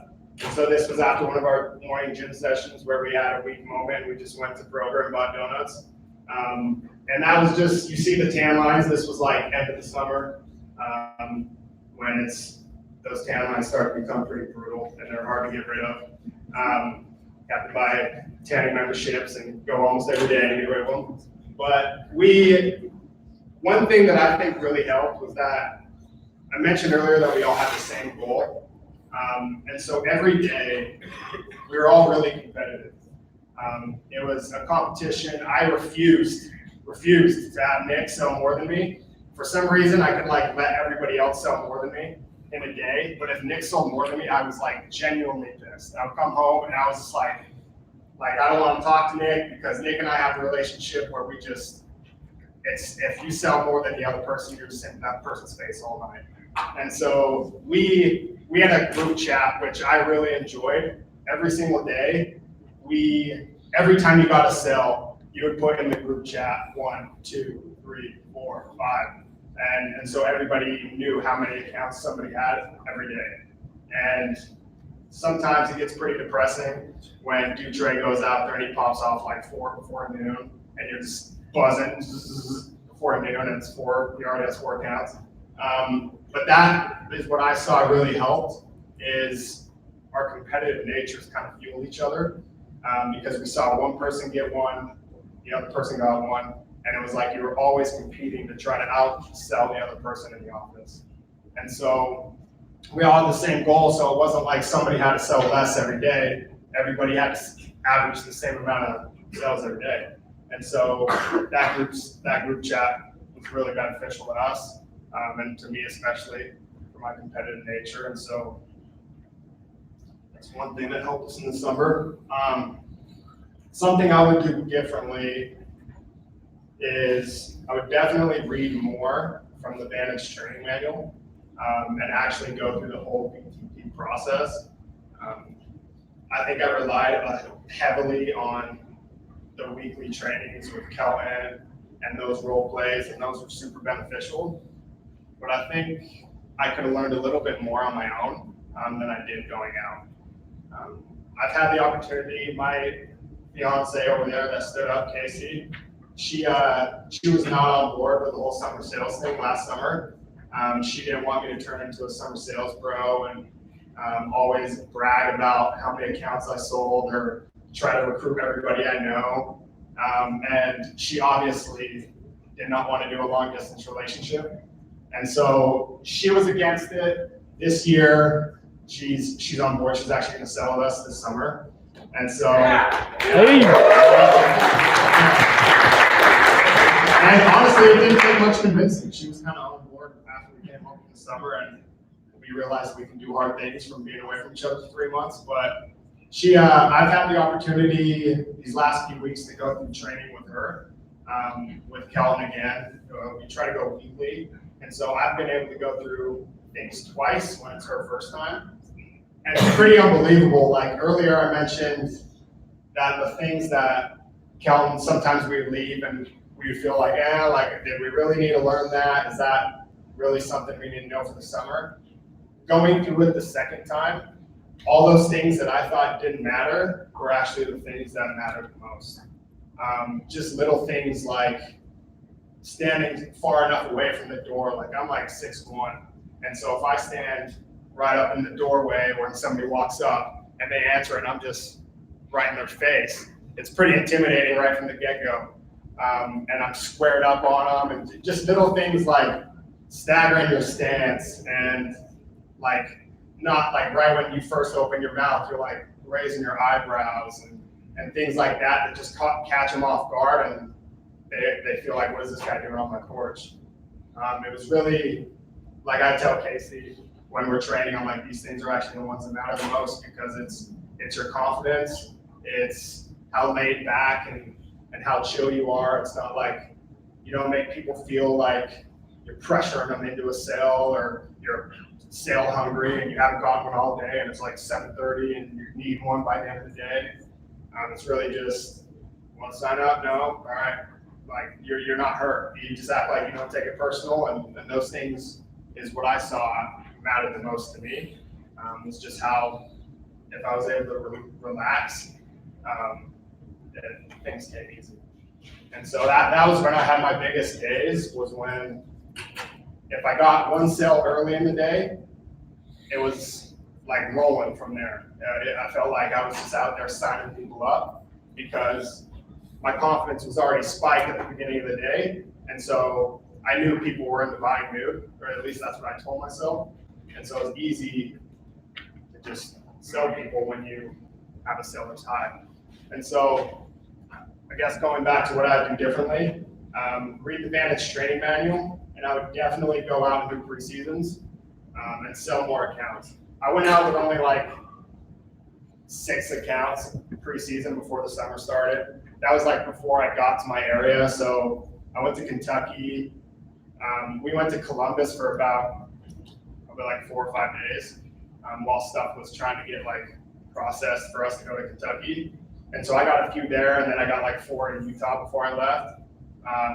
I wish, like my biggest piece of advice, and what I'm going to try better to do this year, is get as many accounts ahead of the summer as you can. Because if you can limit the learning curve, you're going to have a crazy good summer. Because lots of people will go out, they won't knock any doors, and they're just like my mentality was, I'm going to be knocking doors every single day for 3 months or more. why would I go out and knock doors before that 3 months? Like, absolutely not. But it really would have benefited me in so many ways. And so that does a lot of, like, you just hear objections in real time. You see how you react to those objections. You see how people react to your energy that you bring off on their door. It's just like preseason selling, going out and knocking doors for yourself instead of just a role play is the best advice I can give. And that's what I'm going to do this year. I'm going to try to do 50 before the summer, but that's the goal. And so that's what I would offer is train on a regular basis and then do preseason sales. It really would be the most beneficial.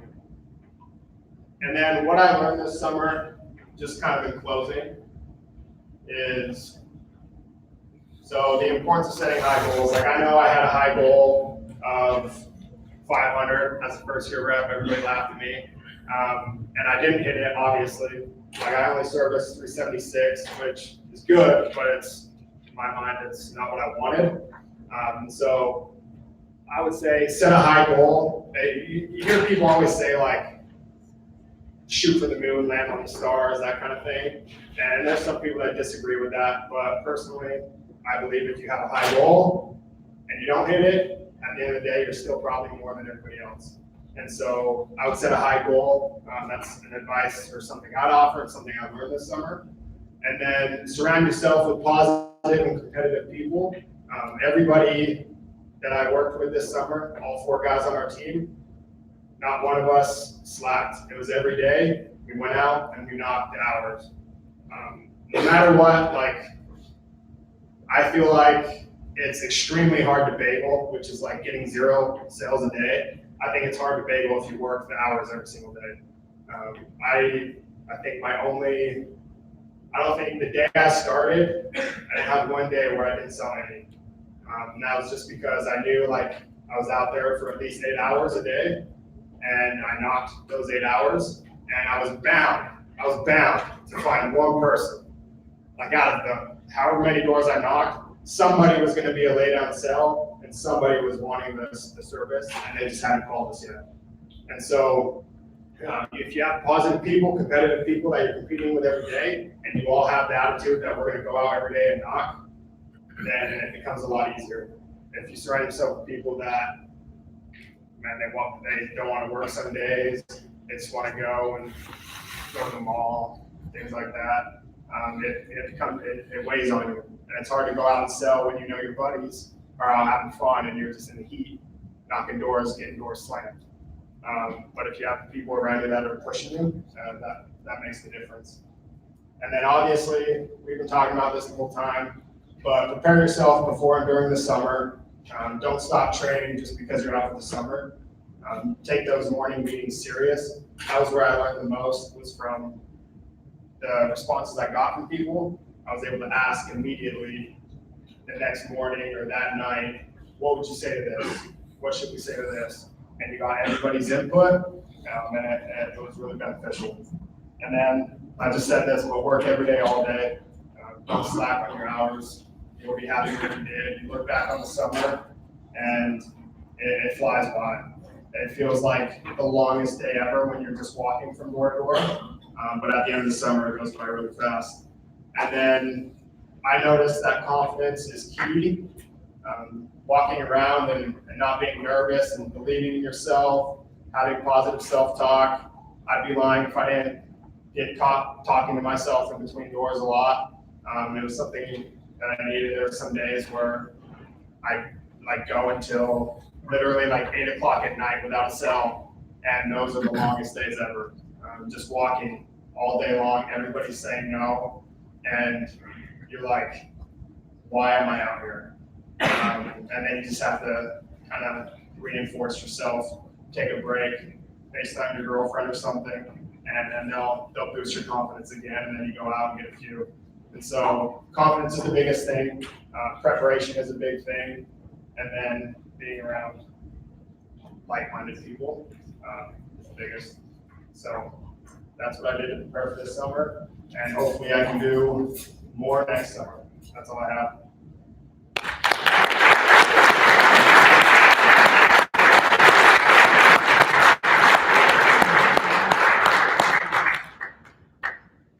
All right. Okay, thank you, Grant. That was awesome. What's 2 things you guys learned from that? I'll raise your hand at once. Yeah. That's right, getting over the learning curve. How do you do that? Training. You mentioned pre-season. Yeah. Mental toughness. Yep. We can start getting ready for that right now. Yep. It is. Yeah. It's not a bad thing. Yep.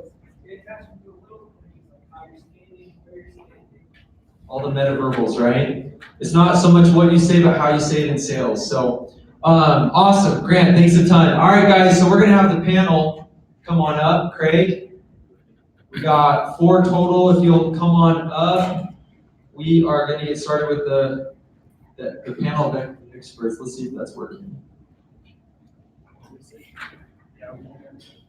All right.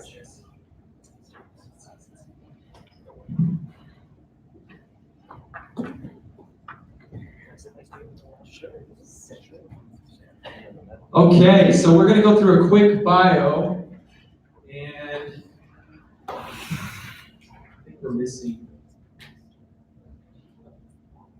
Let's see here.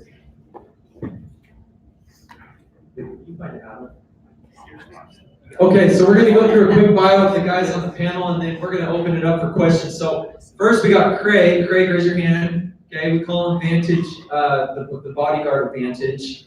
It's freaking massive, I know. So anyway, Craig Spew, he sold in Orlando, Florida. For how many years now, Craig? Florida. Going into my 5th year. 5th year, okay. So 5th year, he's covered and helped manage 6 offices as a regional throughout Florida and Georgia. In 2019, he was Vantage Survivor winner. Give it up, that's pretty rad. So Survivor is a month-long competition that we run through July. It is awesome, you guys. There's some really cool prizes. So for those of you first-year reps, I guess everyone here is a first-year rep, but you'll be able to participate in that. He serviced 172 counts in July. That's insane. Adam, come on up.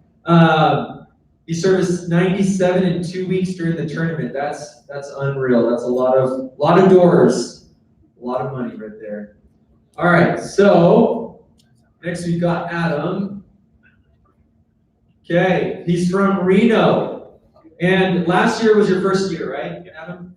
He serviced 369 accounts his first summer, bachelor's of civil engineering, and he's a squad leader 5 years in the Marines. Thank you for your service. Give it up. That's awesome. And you're an Eagle Scout. What was the project? We want to know. I helped restore a old church up in Alaska, or sorry, Ketchikan, Alaska. A gold church? Old church, just an old like it's falling wow, apart. church made gold. That's cool. All right, that's awesome. We're excited to hear from you. Okay, next, Caden.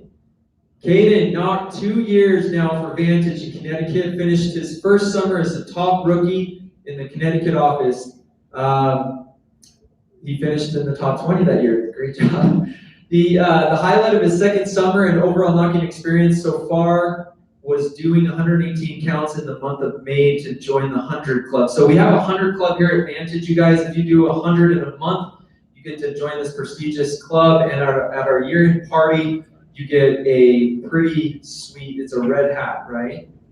And then you get your name put up on the board, so it's pretty cool. So Kate, we're excited to hear from you as well. And then last but not least, Jake Evans, my man Jake. So Jake sold in Atlanta, Georgia, 280 accounts his first summer.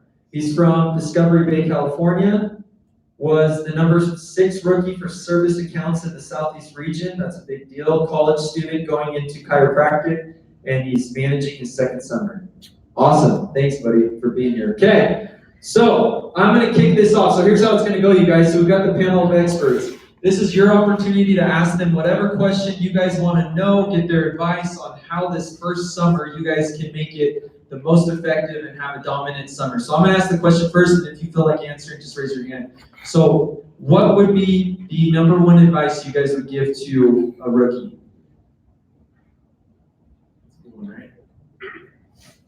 know Grant talked a little bit about it, but for me, before my first summer, I felt like I really become obsessed with it. I know a lot of times it just seems like it's another job, and going and reading the manual and watching the videos and doing all those things, it's like, oh, I'm just trying to get through it. But for me, it was something I thought about all the time.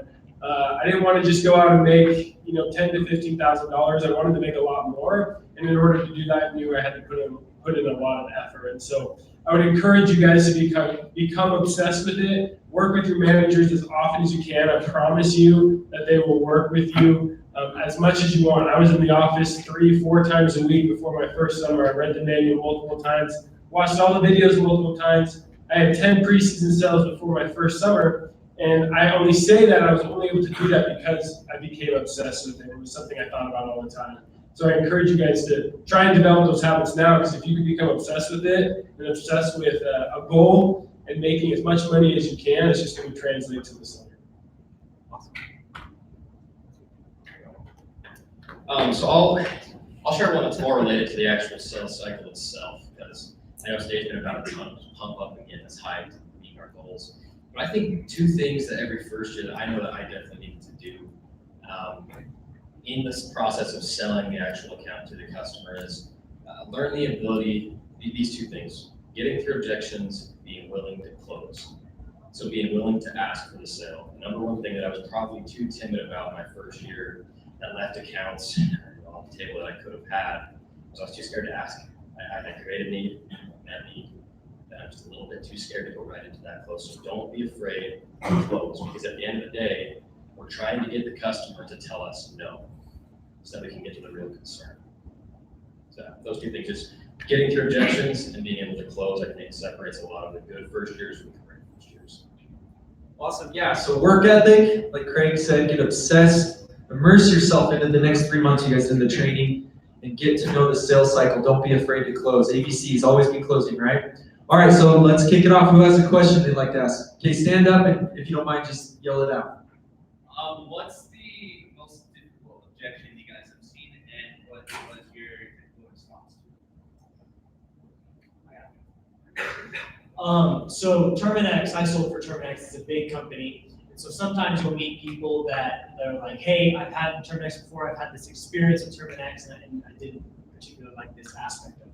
Or, there's always 1 in a million. Someone has this crazy, awful experience, and then they'll just kind of blur it in your face. And you kind of sometimes like, oh, I don't know how to react to that. And so what I always tell people is, I'm sorry that experience happened to you. We have a new set of staff. We have new people in this area, or we can overcome this particular awful experience that you had, and we can try and take care of it. Sometimes those people just want to blur it in your face and want nothing to do with it. They just want to tell you straight up that they had a bad experience. But there's some people that are like, hey, I had this bad, or salespeople in general, like, I had this awful salesman. It's like, well, hey, 3rd time's a charm, right? Here I am. And so it's like you come up and you try and build a new impression, or you say, this is what we can try to do to resolve that. So just people saying that they had different experiences with Terminex or in general with pest control. All right, next question.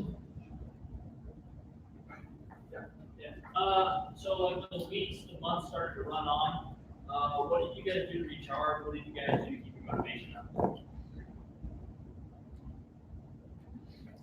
At least for myself, for that, I just created a pretty much set routine that I did through the whole summer, and I stuck with it. I didn't really go out drinking or anything, and as long as I stuck with that, I didn't take my time off. I took the time to recharge my batteries, take it easy. Don't be doing anything that really drains me. So Monday I start out like, oh God, it's another week and I only had Sunday off. But starting out with that, that routine and keeping to it. And then also keeping the mindset every day that I'm gonna go out there and do well. So it wasn't just a long drag every day, even though the summer does start to get long. So even on my worst days when it seemed like I couldn't get anything started, I refused to go home until I got at least 1 or 2 sales. So even if I'd be out there till 9:30. So I could go home saying, yes, all right, I got this much done. And that helps you through every day. I want to hear Craig's for sure, because to know what he did in July, that was just never insane. But one thing that really helped me, one thing that Logan Lefebvre had me do on a note on my iPad at the beginning of the summer, and I did this before I went out too, and everyone, it's kind of cliche, 'cause you've heard it so many times, but what's your why, right? But we actually, I listed every single one of my whys. And when I wake up, we kind of have the same routine that was mentioned earlier. It was gym at 6:30, made the same exact breakfast, then correlation, then on the doors, right? Everything was the same, but yes, that becomes like ground. So something that helped me, especially on the tough days, is I would actually look at that actual list. Physically writing it down does something. I know there's psychology and studies behind that, and I can't explain it, but it works. It worked for me. So I would get very specific with your whys. I would write them down somewhere, and I would recommend that your first response when you're feeling that sluggish feeling of like, oh, this is so repetitive, this is redundant, I don't really want to go do this. Actually get them out and read them, and remind yourself of those whys. I know it's cliche, it's been said before, but it works. So I would apply that to this job in a very serious way. Sorry, take your thunder. No, something super simple that kind of holds on your question is don't let a bad day today translate to tomorrow's sales. Because sometimes I'm super emotional, I'm an emotional guy. And if I have a bad day, I think about it, I dwell on it, and I go to sleep thinking about what I could have done better. And then the next day, it's a rough start in the morning, and then I dwell on that, and then the next thing you know, it's a stretch. And so every day when you get home, turn it into a new day the next day, and don't let the past days reflect on what's going to happen in the future. There's a huge common theme of today's preparations determine tomorrow's achievements, but yet at the same time, you can't let your failures translate to the next day. So one thing, and this might sound weird, I don't even know, I can't even really articulate exactly how I want to say this, but this is very true for me.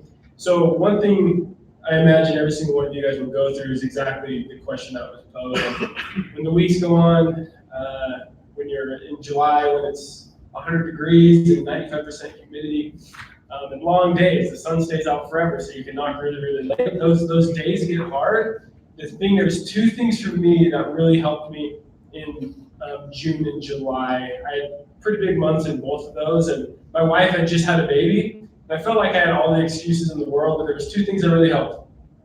First was work more. So it sounds weird, because most of you guys, when you hit that rut, you're gonna wanna, I'm gonna pump the brakes. I'm gonna spend an extra 30 minutes at lunch. I'm gonna spend a little more time at the gas station before I head out, or I'm gonna text my car group a little bit earlier. But there's something weird that happens in your brain. I don't know the psychology, maybe I'll look it up and share it sometime. But for me with it, when I started to force myself to work more and actually skip lunch and go out earlier, it was a whole different feel to the day because it was something I was choosing to do. It was no longer, oh, I'm gonna go and work the hours. It was, I'm doing extra, and it just did something within me that gave me all the energy. I didn't care about food as much. Sure, I'd hop off the doors for maybe 20 minutes to go grab some food, but it was interesting. When I chose to work more, I felt like I had more energy. I felt like I was able to accomplish more. But then also just really upping your standard. I love the quote, I don't remember who shared it. It talked about how Michael Jordan never had a goal to go out and get one. I can imagine most of you guys, your first year, and even some experienced reps will say, man, well, as long as I get one today, it's a good day. That's crap. Like, don't buy into that mentality because you'll hold yourself back so much. For me, I had gotten double digits before in previous summers. I had had big days, but I had kind of an aha moment at the beginning of June. It was my first double digit day of the summer. Then the next day I went and got 5. Sorry, I'm random. The next day I went out and got 6. And 6 was cool, but I was like, I had just got 10 the day before. For me, it was, I literally was thinking, I was like, what's the difference? Why did I go get 10, feeling great? And I even had like a shortened day because we had been incentive that night, got 10. Next day got 6, and I felt like I worked just as hard. So the very next day, that night, I went to bed telling my wife, hey, I'm gonna go get double digits again tomorrow. And I just told myself, and I just thought about it like literally all night. First thing when I woke up, I was like, I'm gonna do double digits again. And then that day I went out and got 14. So I did 10, then 6, then 14. And then literally from that moment on, something just switched. It was like, if I can do it these days, why not do it every day? Because a lot of you guys, a lot of us as sales would make excuses for ourselves. And it was amazing what happened. I started to find 3, 4, 5 days of the week, I was getting double digits digits almost every single day. And it was literally because I changed the expectation for myself. Get out of it. Don't expect to go out. Don't want to go and do one a day. Don't want to go and do two a day. Set those expectations. When you go and have a huge day, trust and do those same exact things you did on that day. You just got 5 or 6 or 7 or 10, whatever it is, and do those same things every day and truly believe, because we talked about earlier, when you think about something, when you become obsessed with it, you attract yourself to it. And I'm 100% believer in that. And so for me, those were the two things that really got me through that grind, was working more and then completely changing my mentality to no longer, oh, I'm cool with 5 a day. It's like, no, I'm going to go and get double digits every day. And I did. Not every day, but often. And it was really, really cool. I love it. I love it. Let's keep it going. And one thing, what are you guys noticing is the theme on all those answers you just got? Shout out if you know. Mental toughness, right? And how are you creating that? Just like they said, you guys, you have to create habit right now and during the summer. For those of you who know Ed Milet, he's like one of the top 50 richest people in the world. He spoke at Door-to-Door recently, and he talked about creating those habits on the day-to-day basis. So when those times of stress come, it doesn't affect you. You're used to your habit. It takes 30 days to create a habit, 90 days to create a lifestyle. So start creating those habits now so that when summer comes, it's nothing new. Okay? All right, we had a hand go up. Yes? What was the worst habit you guys had? Worst habit. Ooh, I like that. Hold on, that happens. Just kidding. No, kind of touching on what you said. You have a great day. You get 6, 7, 8, 9, 10, a new record for a day, and you say, wow, I did great. I'm gonna go relax. I'm gonna be a little bit lenient tonight. I'm gonna maybe sleep in tomorrow. I deserve it. Saying that you deserve it, or saying that you kind of deserve a little break. It's like people that play sports. If you're playing basketball and you shoot a 3, and then the next go you shoot a 3, you start to come on a roll, and you can't stop. You just continue to shoot 3s, and then all of a sudden the coach pulls you out of the game. You're out for a few minutes, come back. You've lost your fire, you lost your touch, and you have to bring it back. And so the same thing with taking a day off, or leaving for a day. If you leave for a little bit, you're not going to have that fire. You're not going to have that kind of rigorous kind of continuation of just spitting off sales and getting sales that you're usually getting. One day back, one day not doing it is almost like a step back. You have to kind of retake that. And so after a really good day, saying, oh, I deserve this is one of my bad habits. Is I always like to reward myself, but rewarding yourself too much, I think, is something that I would say for sure. Yeah, I totally agree with that. And I'd say one of the bad habits I guess I picked up partway through the summer was actually losing some of my good habits. Because I was coming to this job from a desk job inside, I wasn't outside, I just felt low energy, so I was really excited to do this job. So when I started, I was like, all right, I'm gonna go to the gym every morning before I start start my correlation. Then I'm gonna hit the doors.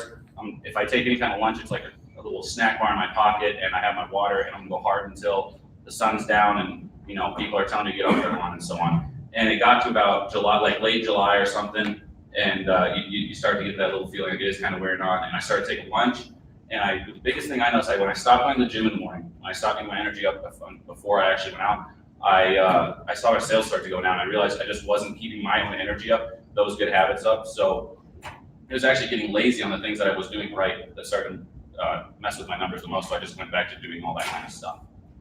Cool. All right, who's next? Well, I forgot to say this. Make your own lunches. That's the biggest definitely. thing. Sometimes you skip, you're like, oh, I'm just gonna eat McDonald's. Trying to eat McDonald's and then going to working out like hard. It's like not gonna work out for you. So That will save you some money, better right? meals, yeah. All right, yes, sir. So I know I've talked about habits being a really good way to build mental toughness. But what are some other really good ways now we can start developing even more mental toughness and healthy habits?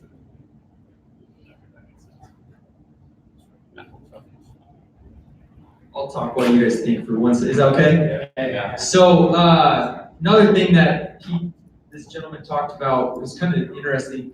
He explained, in the Navy SEALs and the Marines, they talk about the suck, and you have to embrace that suck. And he kind of talked about by going through right now in the preseason and creating situations that are going to be more sucky, if you will, than what the summer is. Once the summer comes, it's not as big of a deal, and you have that mental toughness. So if you can find ways now to put yourself through a rigorous schedule, to get out of your comfort zone, to train and study and start preparing yourself now. So many rookies, so many experienced reps wait until when to start doing the training, you guys? The summer. And guess what? By then it's already too late. What happens the first 4 weeks of the summer when that happens? It's just a roller coaster, right? Or just downhill. And so if you start creating these habits now, start going through the suck now, then when the summer comes, it's honestly not going to be that big of a deal, and your mental toughness will be that much better. So the things you can do now, I would say, is get heavily involved in the preseason accounts. We heard that from Grant, right? He said he wished he would have sold more, okay? Training, reading the manual, all of those things that we already know what to do, but you just kind of have to do it. Because I think that it's easy for us to get up here and say, hey, yeah, let's do it, hoorah, but then we don't actually do it, so. So yeah, I think the biggest thing is like having a routine. I'm guilty a little bit right now. My wife's pregnant, so not every morning does she want to go to the gym at the same time, but we like to go together. So my gym time every day has varied. But the things that I do every single day get done every single day. I've got a list that I look at almost every morning. But on top of that, on top of just having a routine now, I would say the general principle of being true to yourself. Like when you say you're going to do something, always do it. Look at this in your relationships with family and with friends. Because when you get out there, if you told yourself, I've got this goal, and this is what I really want to do this summer, but I'm not regularly keeping the promises I make to myself right now, it's going to be a lot more challenging when the going gets tough and it is 95 degrees, 95% humidity to keep that promise you've made to yourself that I'm going to keep knocking. I'm going to keep doing this. So whatever the promise is that you're constantly telling yourself, I'm going to be doing this, just start catching yourself when you start making these excuses. I feel like there's so many things in my life that I can, if I'm being truly brutally honest with myself, it's like, man, I'm not honestly doing what I promised myself I would do. So first off, set the goals, obviously, but just be true to yourself in your relationships. Always do what you say you're going to do. That principle of integrity extends far beyond this job too, and it will benefit every aspect of your professional life. And I've seen that come true in this job, but also in other areas. That's one of the coolest things about it. So yeah, just be true to yourself and keep the promises you make to yourself and to others. I don't want to talk too much, sorry. I'm a pretty emotional guy, like I said, so I always point my advice towards emotionally based people. There's always those inspirational videos that they show, with Will Smith talking or Denzel, and just something kind of sparks in you for a split second, and then you kind of go back to what you're thinking about. I used to, during the midst of the summer, I would listen to one of those every day. I would just go and look up Will Smith inspiration or Jim Carrey inspiration, and I would see a different video every day, just one of those little 8-minute videos. Just starts off your morning so right, and it just kind of is an extra kind of shot to the inspiration that you're going to get, correlation, and kind of just boosts your mood. Another thing as well is when it comes to, I already talked about this kind of, but it's like resetting yourself. If you kind of think about the day, or you think about what it feels like to get an amazing sale, kind of think about that for the next day. Like that feeling of getting your first sale, and this kind of talks about with preparation. If you feel that feeling before the summer, if you go out and get a sale, you're like, all right, got a sale, next one. Just imagining how it feels to get 10 sales in a day. Just thinking about that in the morning as you're getting ready, you're more likely to see 10 sales in a day after that. Yeah, that's really good too. So what I would say, especially as far as preparing to be mentally tough out there on the doors, because this is really much more a mental game than it is physical. Yeah, it's tiring to walk 10, 12, 20 miles a day, but that mental drain, especially if you have a harder time getting sales, is what actually defeats people. For my team in Reno, I saw the people who ended up not getting the sales that they wanted was because they allowed themselves to tell themselves they weren't going to be able to do it. You know, everyone's heard that if you tell yourself you're going to fail, you're going to fail. So everyone's heard that, but if you don't tell yourself you're going to succeed, you're also not going to succeed. So you need to start telling yourself that now. If there's something you can kind of push yourself towards right now, not necessarily in just a string, but anything in life, just push yourself a little bit further to get yourself the idea of, I'm going to keep pushing past this. And then when you do get out on the doors during the summer, never let any, like, even if you have an atrocious day or anything, don't let it get you down. Don't dwell on it. You just push past it. The very next day is a brand new day. Yesterday didn't mean anything about it. So you can't ever let, oh man, that was a bad day. And then you start talking to your buddies and say, oh, I just can't get any sales. And then you start telling yourself you can't do it, and then you start not be able to do it. So definitely tell yourself you can succeed and then push yourself on your limits. All right, what other questions?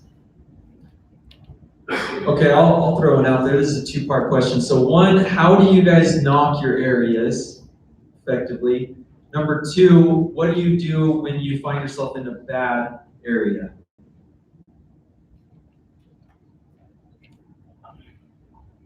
So I guess this might be kind of the engineer part of me. I'm super, really basic shapes when it comes to things I do. So as far as my area, I really do take it very methodically, door by door. I don't like to jump around a lot. It lets me get an idea of what's in that specific area, but also kind of the type of people around there. And it makes it easy for me to track.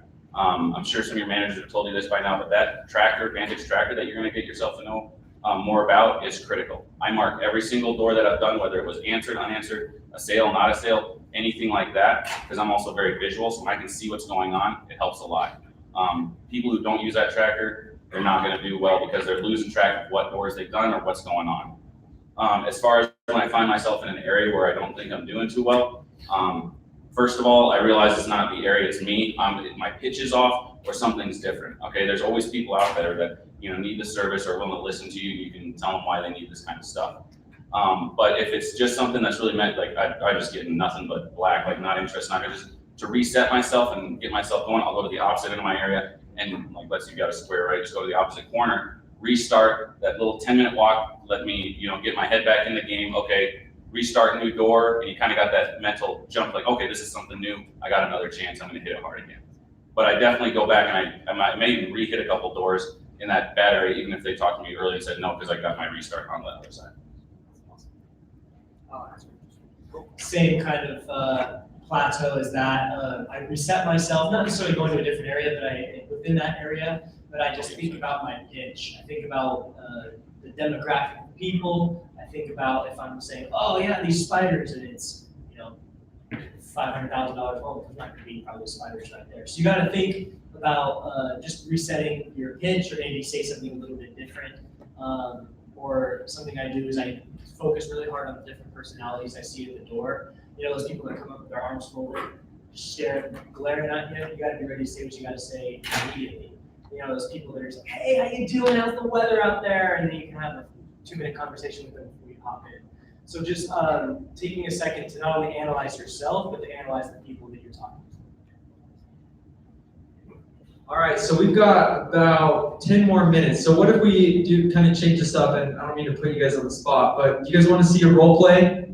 Yeah. Start to finish? Yeah. I think it'd be kind of cool. They're saying no, because we're all freaking rusty right now. Yeah. So, you guys want to see this? Yes. All right, Yes. let's do it. So we've got 10 minutes. So let's do 2 role plays. Get your guys' phones out. You're gonna want to record this. No. Definitely. What not to do? No, I'm just kidding. No. These are the experts. So, do you want me first? Sure. Okay. Who said they want to be the customer? I'll be the customer. Okay.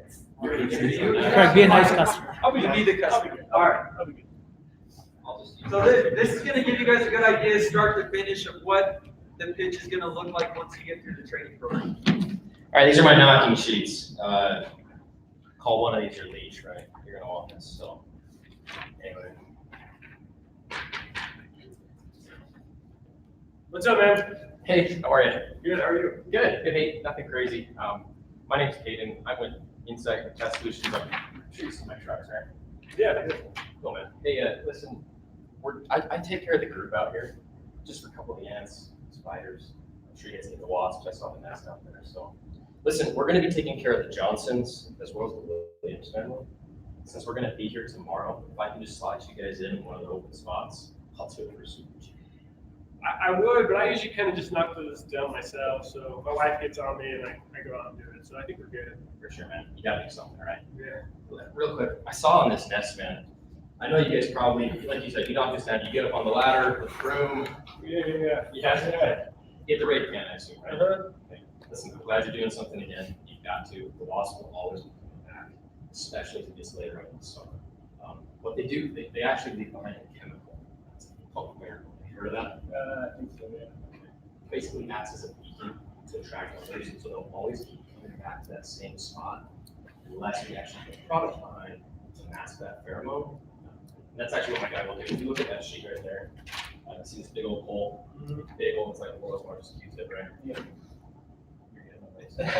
So, basically on the end, we'll put like a powder on the end.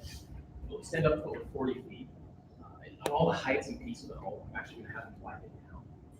So what it will do, we'll mask that pheromone so they can't come back. But the product that's actually left behind, it'll actually kill the bug when we get there too. So, like I said, if we can squeeze you guys on the route, let's go for now.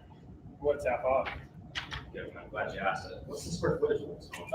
2,500 about. 2,500, about 2.5 bath? Yeah. Main reason I asked, just to show you a little more what you're paying for is, I know you guys have the vinyl siding. How long have you been in the home? Like 5 years. About 5 years. You see these cracks and the crevices down here in the foundation? What the ants will often do, when you do see ants, is it the bigger beefy black ants or is it little sugars? I mean, we don't get them too often. They just come out that way. Okay. Okay. If you ever see them inside, it's in the kitchen or bathroom area. Yeah, occasionally. For sure. What they're trying to do is, and they'll actually, this will cause damage to the home long term. They'll push their way inside the home, or the siding meets the foundation, or in one of these cracks. They're actually building up their nests, and the dead larvae and odorous frisk causes their wood to rot. The carpenters are actually only here because they're trying to get the smaller ones. So I'll also have my guy come out and we'll actually do a perimeter spray on the foundation, but in the bathrooms, as you can see here, we use this little duster can. We'll go under the sinks, pull back the O-ring, slide the straw into the wall void, puff a light dust, and kind of fog effect throughout the wall cavities. We'll get the bug system, it'll actually push them out. We call it a wall void flush out. So that was the main reason I asked about the bathrooms. But knowing that, that kind of puts you in our second tier for pricing. So what you're looking at normally in pest control, there's going to be an initial service. We'll come out once a week tomorrow. We'll come back a month later, switch our ingredients, make sure we take care of it. There'll be 3 more quarterly visits, 5 total visits. We're going to do that product that's going great. But by doing that, we'll make sure you guys get coverage here. So looking at prices at that point, typically for that initial visit, it's about $250. And then you're following quarterlies. After that first one, you're going to get about $149. Since you got me, and we're actually already here servicing you every 30th month, I'll knock this initial all the way down just to $99. That's it. The quarterlies will take that one. Yeah, just tomorrow in the morning or the afternoon. I think morning would be good. What's your last name? All right, give it up.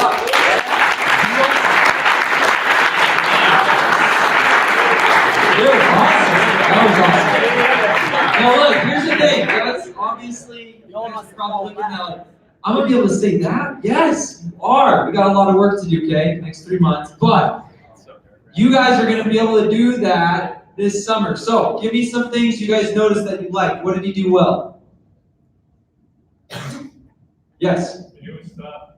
He knew his stuff. You can tell he's practiced, right? Even as rusty as we all probably are up here. He killed it, yeah. He brought the customer out of their comfort zone, which is the door space, and started showing them stuff, right? That's the best way to create need, you guys. Did you have your hand up as well? Same. I like it, yep.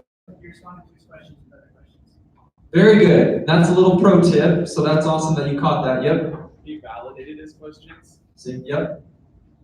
You built value in the sale. Yes, he created the need and then meet the need, which is the sales cycle, right? Then he closed. And a lot of you guys couldn't see it because he was facing this way, but his meta-verbals was probably the coolest thing to watch because he had the right smile at the right times. It said, and I guarantee you Craig couldn't help but smile back. It's just how it is in sales. So again, remember, it's not so much what you say, it's how you say it. So awesome, awesome. You guys want to see one more? We have time for one more.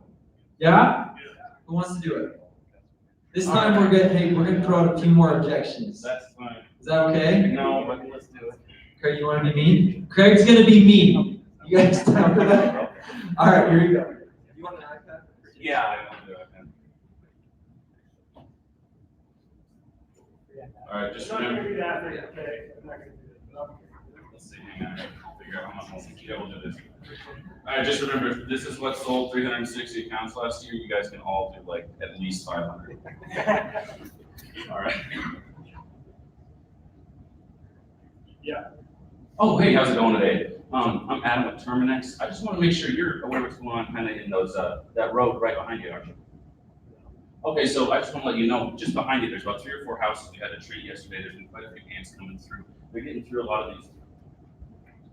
They're coming through on a lot of the sidings on the house that you have right here, like a lot of this, the siding. They're getting up and underneath, and where the pipes are, they're following them in. They're starting to set up these colonies inside the walls, next to like your kitchens and your bathrooms. And since we're coming to the tree, we don't get into that. you guys haven't been seeing the answer.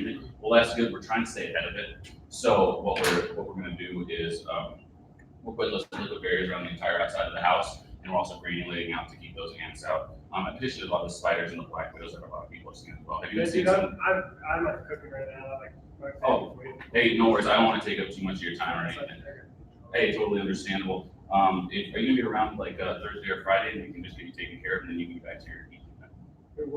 What is this? Is this like HOA thing? Is this Oh no, so yeah, so what we're doing is right here we're taking care of your neighbors right there behind you, like you can see, and we're taking care of all these bugs. A lot of the ants right there, the black widows, a lot of these wasps and such you're gonna find up here in your eaves. Like I'm just keeping my daughters up here in your eaves. Well, So this is, are you selling something? Is this? well, right now I'm actually the route manager for the Terminex branch here, and so we're just trying to fill up a few spots left on the route and getting that taken care of. No soliciting. This is right there. Oh, hey, all right. Yeah. I thought this was something free, so no. Oh no, I didn't understandable. It's just we're just trying to save people a lot of money for the home damage that cause these things once they actually get into the walls and start dodging the problem. Well, so the problem is when these ants come inside, especially like around here, the big problem is those little black ants, little sugar ants. I'm sure you've seen those around from time to time, especially get a little worse in the summer. You know. Well, so what those do, as they start to set up those nests inside your walls and so on and so forth, they actually bring in a lot of mold and mildew, starts a lot of wood to rot, things like that. Just a couple blocks away, we had to have a guy replace his entire porch because it had gotten so bad. The problem with the wasps is they actually create a lot of the damage to the heat of the house. And so what we're trying to do is prevent all that stuff. Prevent that, $2,000 damage that end up being caused because of this. What's that gonna cost? Well, to repair the house, it usually ends up being a few $1,000s. What we do is we come through with the full house treatment, everything. Usually what it runs is the $249 for the initial treatment, and then about $149 quarterly. And yeah, absolutely, that usually runs too high and everything. But since we're in the area, we're cutting everything down by about half. We're just coming down to about $120 for the initial and then $120 for each quarter. And that doesn't include any free retreatments or follow-ups if need be if something pops up in between those times.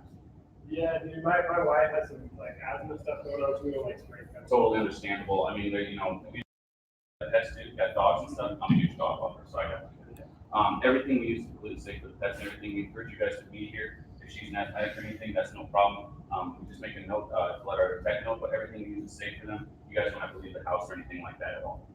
So if she has answered that one, yeah, that's fine. Is she usually the one that's around the house during the day? Do you work? Yeah, I'm gone all day. Yeah, so that's fine. So what we'll do, we'll come through. My technician actually explains what he's doing, so she can know why it's safe for her and the dog as well and the kids.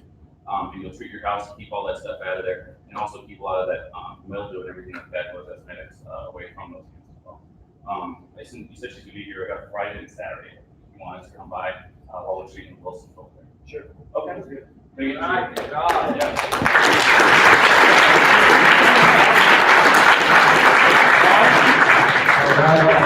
Hey, what's some things you guys noticed? Isn't it funny how they're trying to hold the mic, but they're trying to, talk with their hands? You guys will notice as you get on the doors that a lot of this is the more animated you can get, the more you can use your hands to illustrate things, the more effective you're going to be. Okay. Anything else? Anything you guys notice? Yeah. I've noticed, especially the first guy, when they can say no, or like when they're about to respond, all of you guys handed a sheet immediately to like disrupt their chain of thought and give them something to look at, and it gave you more time with the doors. And I noticed that. I mean, obviously, metaverbal after that, but that was a big thing. I was like, wow, they didn't even have time to say no. They already had something in They already got it in their hands, They right? just took it away from me. Yeah, this stands from a customer. It's just, I'm not interested. So the way to get him out of that is to give him something to hold, right? And you want to be mindful of that. You don't want to let them hold it too long because then they start paying attention to that instead of you, right? So it's a balance. Yeah. He was, yeah. Greg was not kidding. You were mean, bro. I'm just kidding. So he was handling him though, right? Like the thing is it's not going to be, and especially we've had how many months since the summer, so we're not completely on our game, but the point is to persist past it and you have that confidence to keep going. That's how you're going to get better. I think one thing that's important is you guys probably notice how different they both were, which is incredible. And I think it's important to know, like, you guys are gonna have your own styles, but they did the same thing though. They would blow past an objection, they'd create the need, so they'd say, identify a bug and why it's bad, they'd meet the need, they'd tell me how they're gonna take care of it, and then they'd close me again. And so obviously, your styles are different, but they still went through the same thing because it's proven. So getting to know that sales cycle, which they both clearly know, is so important. Just embrace the no. Like, you want them, like, he was really nice to me, guys. That is the lay down sell right there. Those But happen. it will happen. That's the greatest part about this. If you have the work ethic, you'll get one of those. I genuinely believe that. I don't think I'm over-promising there. But at the same time, the reason they are a lay down is because of knowing the cycle and being able to continue to go through. But the point of the cycle is to get them to start being honest with you. Like, at the end of the day, Craig was honest. He said, dude, you gotta talk. I'm good. But it's okay if customers are doing that to you. Again, don't take it personal. We want those no's to keep coming because eventually that will reveal the real problem as you keep pushing. And once we get that true concern, the cycle will overcome if you stick to it, right? So, 100% true. The better you get at this, the more you're going to make the pitch based on your personality, right? And so step one, memorize these pitches, the objections, and how to overcome them perfectly, you guys. Step two, as you're out there, you'll start to develop your own kind of take on it and adjust it to your personality, okay? So we're out of time. We can't thank you guys enough. This was awesome. Give it up for our panel. This is awesome. All right, so you guys can take 5 to 10 minute quick bathroom break, and then we're going to hear from the one and only Corey Davidi in 15 minutes, all right? So we're going to be right back here. They're going to take down the wall. Talk to you guys in a second.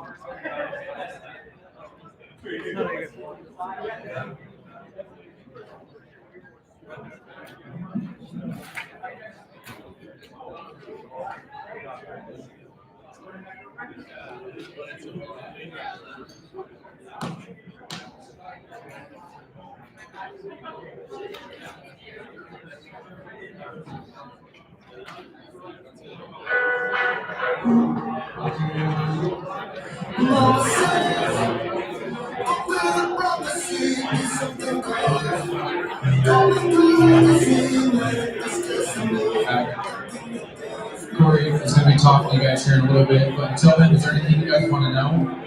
Any questions you guys have? What's up? Hey, Wes, do you want to come answer a couple questions about?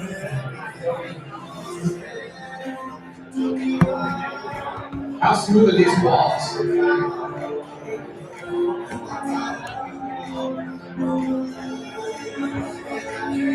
Guys, if you have any questions, just come up to the front so we won't have to talk over you. You can come ask me or Wes or whatever.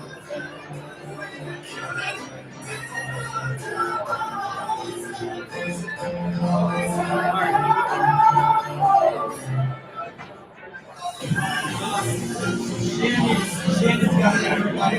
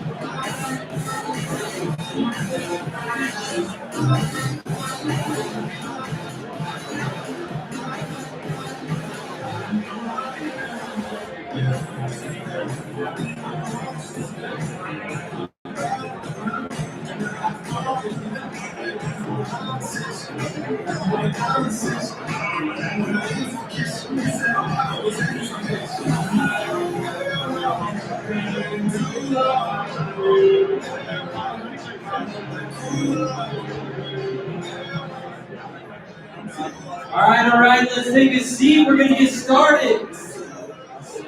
Take a seat, we're gonna get started. Josh,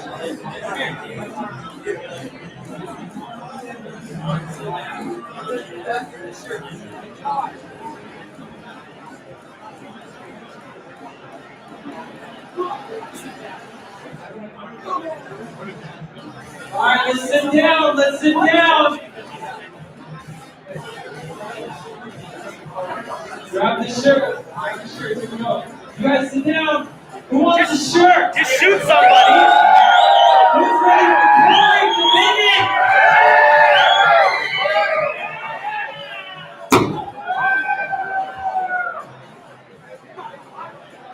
Who's ready for Corey?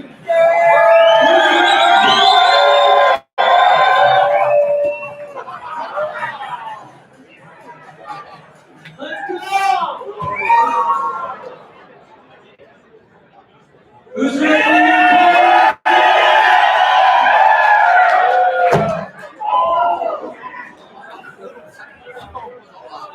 Okay, we need to check. I'm not going to do it all this time. All right, here we go. One more.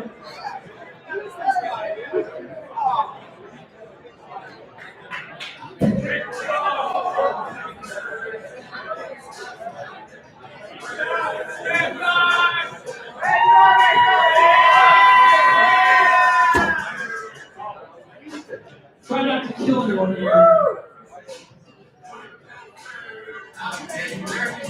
Corey Domini's up next. Who's excited?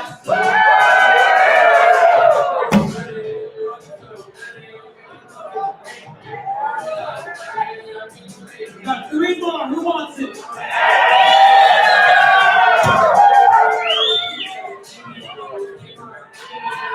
the highest setting.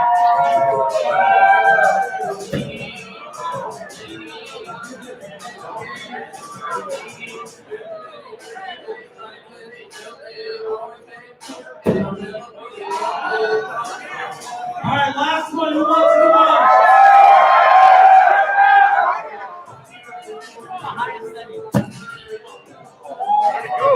All right, give me one.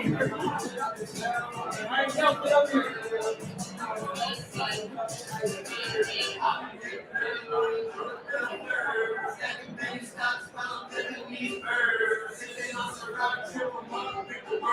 Okay, let's get started. Everyone take a seat.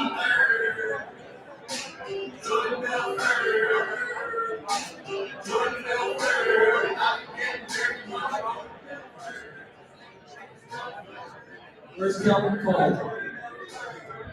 We need Kelvin up here. All right, Kel.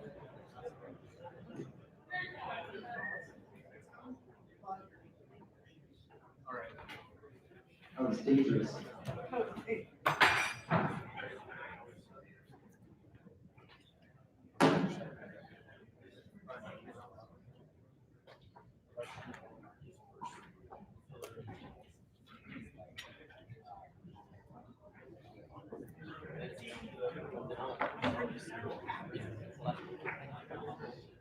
All right, everybody. Okay, we have a speaker now. Super excited to introduce this guy. He's legit, as legit can be. I've known him for quite a while, and I've been able to watch him work. Let me read you a little bit about him. Corey Domini was born in Sacramento, California. He lived there until he was 8 years old. After moving around Utah for a few years, his family settled in Ogden, Utah. He attended Ogden High School, where he was voted most talented, played on the baseball team, was Sterling Scholar of Visual Arts, and the president of the National Honor Society. During his college years, he attended Weber State University, where he obtained his associate's degree. He obtained his bachelor's degree in communications from the U of U. He served a full-time mission for the Church of Jesus Christ in Cape Town, South Africa from 2008 to 2010. Corey is good at everything. He enjoys basketball, tennis, pickleball, and was even a sponsored skateboarder at one time. He's especially good at spikeball, for which he competed in the national tournament 3 years in a row. His picture is actually on the box. The spikeball set you can buy like Shields. He's a second-degree black belt in Taekwondo. You should see Stephen Aaron House Cakes. Corey is a very successful and well-known wedding photographer. He photographed over 200 weddings from 2012 to 2018 while doing this job. He married Emily Kilpack on March 8, 2014 in Drake, Utah. He loves being married. Together they have 2 daughters, Davy and Vienna, as well as 2 golden doodles, Indian Blue. Emily is so grateful that he has been so successful. He has been funding her lifestyle for years. Her dad is even more grateful for Corey. On top of being the father of 2 girls and 2 dogs, Corey grew up with 4 older sisters, 4 stepsisters, has 5 sister-in-laws, and has been surrounded by women his whole life. That's why so smooth. It's no wonder he has such a way with those housewives and selling them pest control, and that is the truth. I've witnessed it for years. Corey has a very calm demeanor and is known for his kindness and easygoing personality. Nothing easily ruffles his feathers, which makes him the world's best dad. Together, he and Emily enjoy being with their girls, hanging out with friends. They love game nights, watching TV once the babies are in bed. This doesn't seem to happen very often, as at this point, they're basically trying to survive with 2 kids under 2 years old. In 2011, Corey sold alarms in Hawaii. In 2012, he started with Vantage and has been with them ever since. His best-selling day was 16 accounts. His best-selling week was 59. His best-selling month was 182. His best summer was 750. Over the years, he has serviced over 3,200 accounts. In 2017, he partnered with Vantage and now operates his own Inside Pest Solutions branch located in Colorado Springs. This will be his 4th year with that branch, and they are expanding and opening a 2nd office in Northern Colorado. Summer 2019 was Corey's best summer. With his least amount of time spent on the doors, he was able to achieve a 1 in 3.8 closing ratio and maintained a 90% sales to service ratio. That same summer, he managed and trained a small team of 10 guys, and their per rep averaged 305 accounts, which is insane. As you might imagine, Corey has been sought after, like many of you, in the industry by other companies. He has stayed with Vantage because of the highest respect for Tom Shandon and all those behind the company. They have honored every promise and commitment they've ever made to him, and he in turn has honored his commitments to them. He believes that anybody that goes out and works hard for Vantage can surpass those who have gone before and create a wonderful life for their own families, just as he has done. Everybody give it up to the man, the myth, the legend, the model.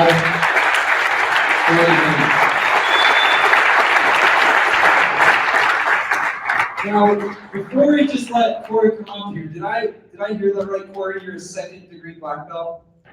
Is that true?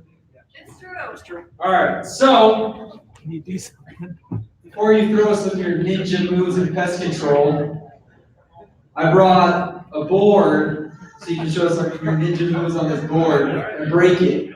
Does that sound good? So I wrote on this bad boy 750 accounts. That's how many you did last summer. So you can break through this summer and beat it. You know. So we need. Hey, where's CJ at? Craig, we need the bodyguard. Come up here. We're gonna have Craig hold it for you. Okay. Demonstrate your 2nd degree black belt on this. Is that cool? Break it! Yeah! Who wants to see him break it?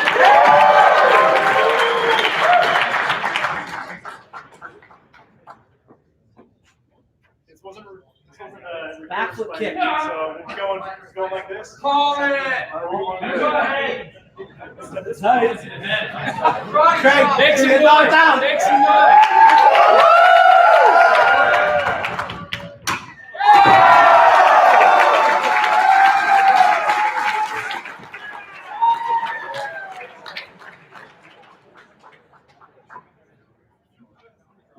This can go on the trophy wall, I guess.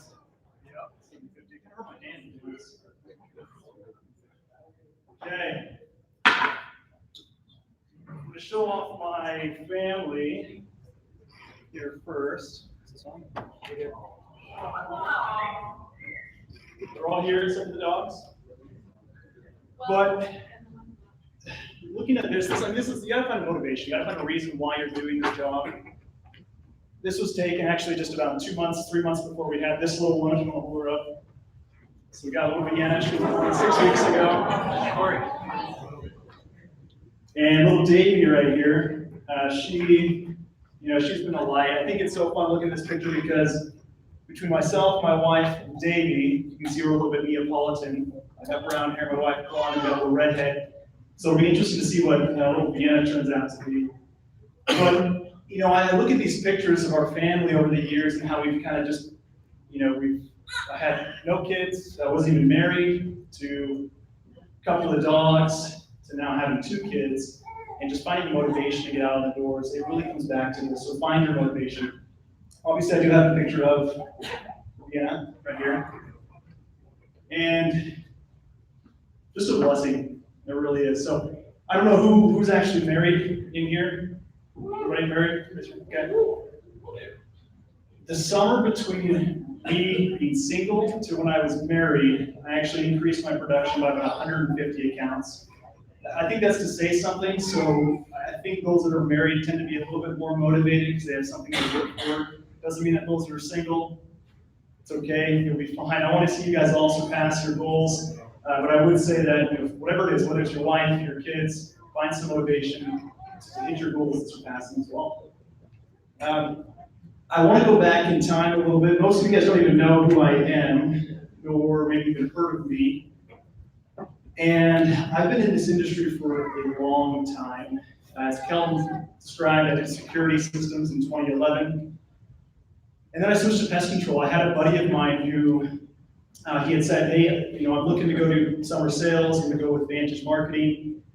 And, you know, at the time I'd done, like I said, did security systems in 2011. The following year, wasn't really planning on getting back in this industry. But, you know, talking to my friend, he said, yeah, I'm gonna go sell with Vantage Marketing, pest control out in Minneapolis. And I said, okay, yeah, give me the number of the recruiter. Maybe I want to talk to him, maybe I'm interested. I'll reach out to him, okay, cool. He gets me the number, it ends up being Kelton's phone number. I called Kelton and I said, hey, Kelton, this is Corey DeVinny, you don't know me, but I have a rep or a friend of mine who's gonna be one of your reps going out and selling in Minneapolis. I'm interested, you know, let's set up a meeting, let's go talk. I'm sure Kelton hung up the phone, was pretty surprised. I don't know if you that have done this for a while or recruited before, how often do you guys have a rep who reaches out to you who then says, I want to meet, I'm interested, tell me about this. You guys ever had that before? Kelton has, clearly. It's pretty rare. So, funny enough, maybe Shandon actually was there as well. And I think we met at like a pizza place or something in Sandy, if I recall. Keep in mind, this is springtime 2012. And we sit down, I get the whole spiel. You know, I hear about what pest control is going to be like. I really didn't know anything about the industry, I'd never heard of it before. And, you know, they gave me the offer. Guess what I did? I signed on the spot. Give me a raise of hands of anybody that signed their very first meeting with their recruiter. Okay. But the majority of us have not. And I think it's just funny because I didn't know what I was going to get myself into at that time. You know, I signed, I committed to go out to Minneapolis, and it was about 3 weeks that I flew out. Keep in mind, I didn't have any prior training. I didn't even have a training manual that was given to me. I didn't have a company training like this, or even the VTP program that we have currently.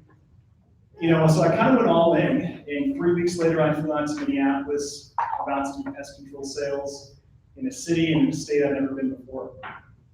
And, you know, it was pretty nerve-wracking. I remember my very first correlation meeting. The sales manager, his name was Zach at the time, he got up there and he kind of talked to us what to expect in the area, gave us a little pitch. At the time, we didn't have iPads, it was all paper contracts, you know, so we learned about how to fill one of those out, and you know, really just kind of focused on just those little points of what we can do on the doors as the more of an intro, and if we're going to be lucky, we're going to get a sale. So left that correlation meeting, again, very nervous, not sure what to do or what to expect. Went out on the doors, just as many of you will be, because most of us, I think, are probably first-year reps here. I didn't have that experience with, you know, I went out and I knocked. I knocked doors, got to get, you know, the butterflies out of you. And I kept knocking, I actually ran into a lady named Deborah Martin. I still remember my very first sales. Anybody else out here remember their very first sale? Remember their name? Okay. So this is, again, about 8 years ago. Deborah Martin bought for me because of wasps. That was what I sold her on. And, you know, she was pretty excited about it. I was excited. I was super nervous, didn't know what I was going to do when I had to fill out the contract. I guess I got through it, and you know, she got serviced. That was my first day. You know, I didn't get any other sales that day, but to me, I went out and I worked hard and I got through the motions, and again, just sold one. It wasn't anything crazy. Second day, I went out and I sold 2. My third day, I went out and I sold 3. The fourth day, what do you guys think I got? 0. I heard over here. I got 0. You know, it's kind of like that. That's how sales is going to be. It's going to be up and down roller coaster. And for that summer, any guesses on what I finished after that summer? 175. Close. Lower than 175. 134 serviced accounts. I think that these days the potential to sell is a lot higher. I think we have a lot more, you know, better resources that we can use than maybe 8 years ago when I started in this industry. And I worked hard. I worked hard for those 134 serviced accounts.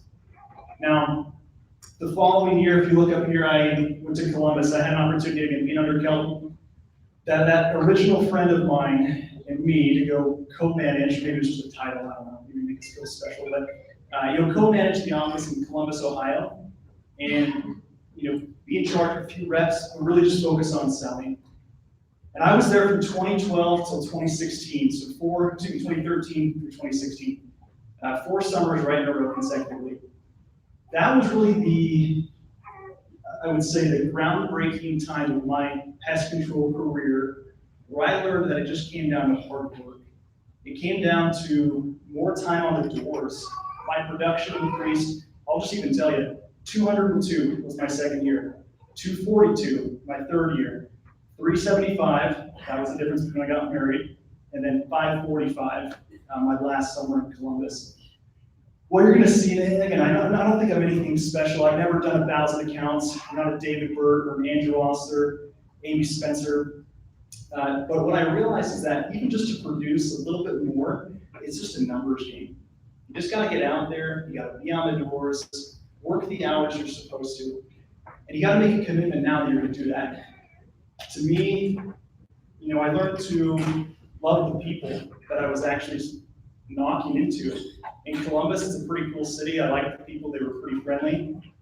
But I was trying to leave a good impression to them regardless if they said yes or no.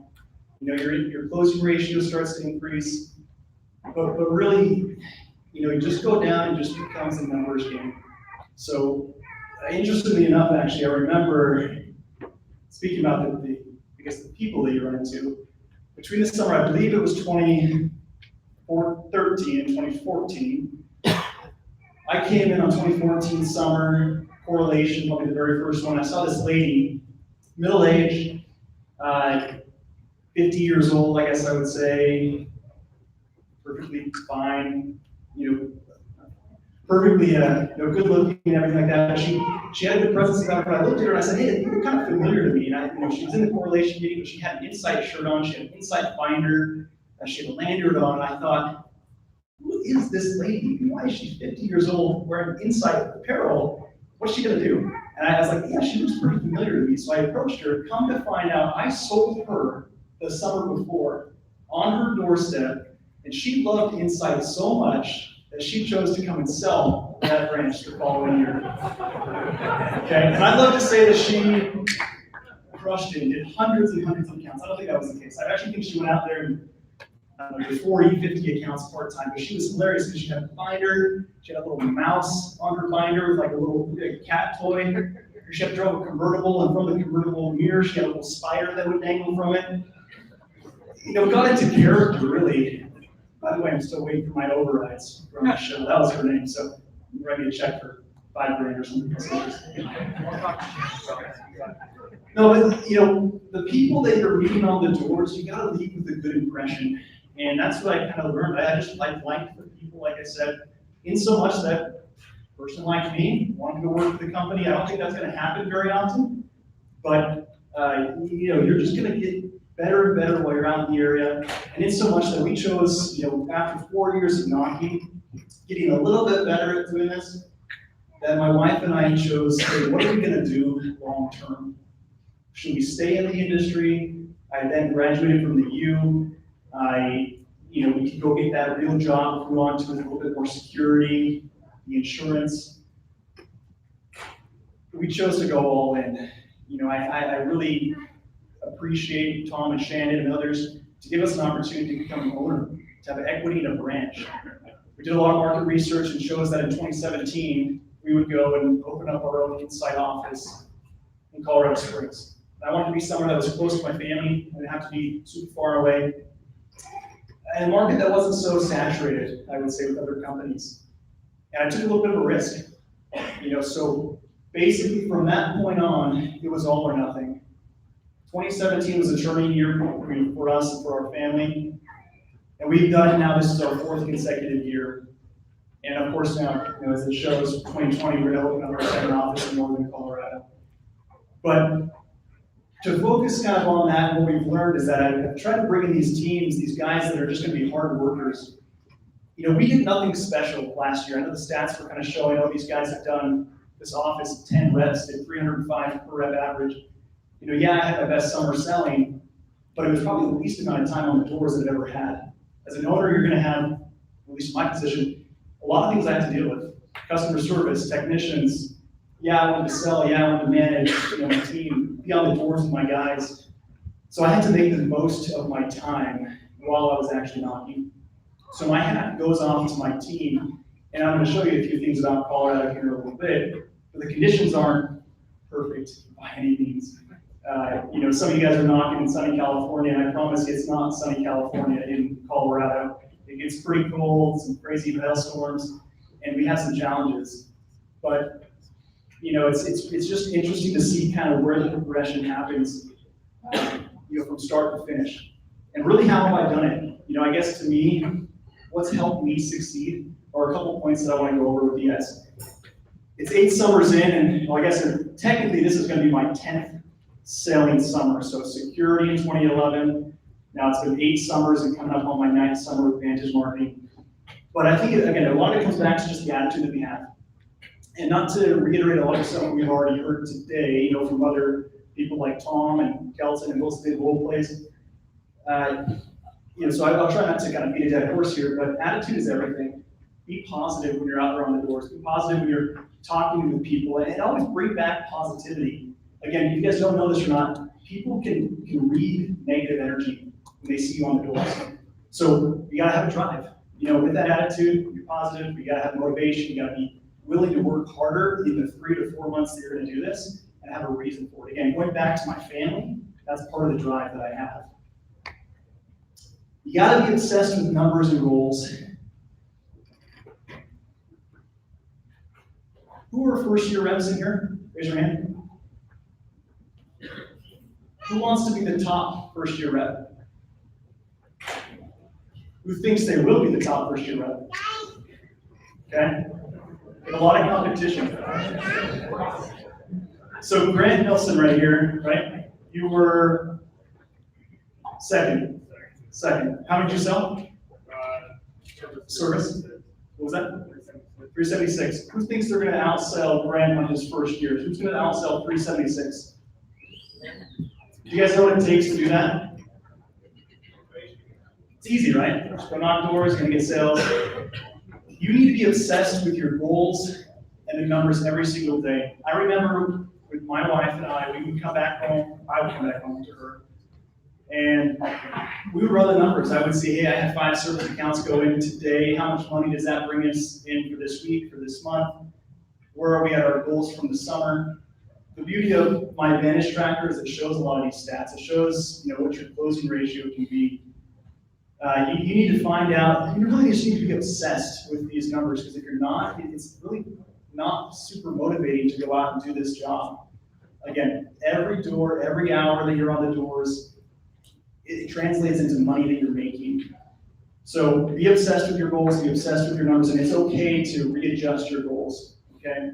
Better or worse. You gotta make decisions ahead of time.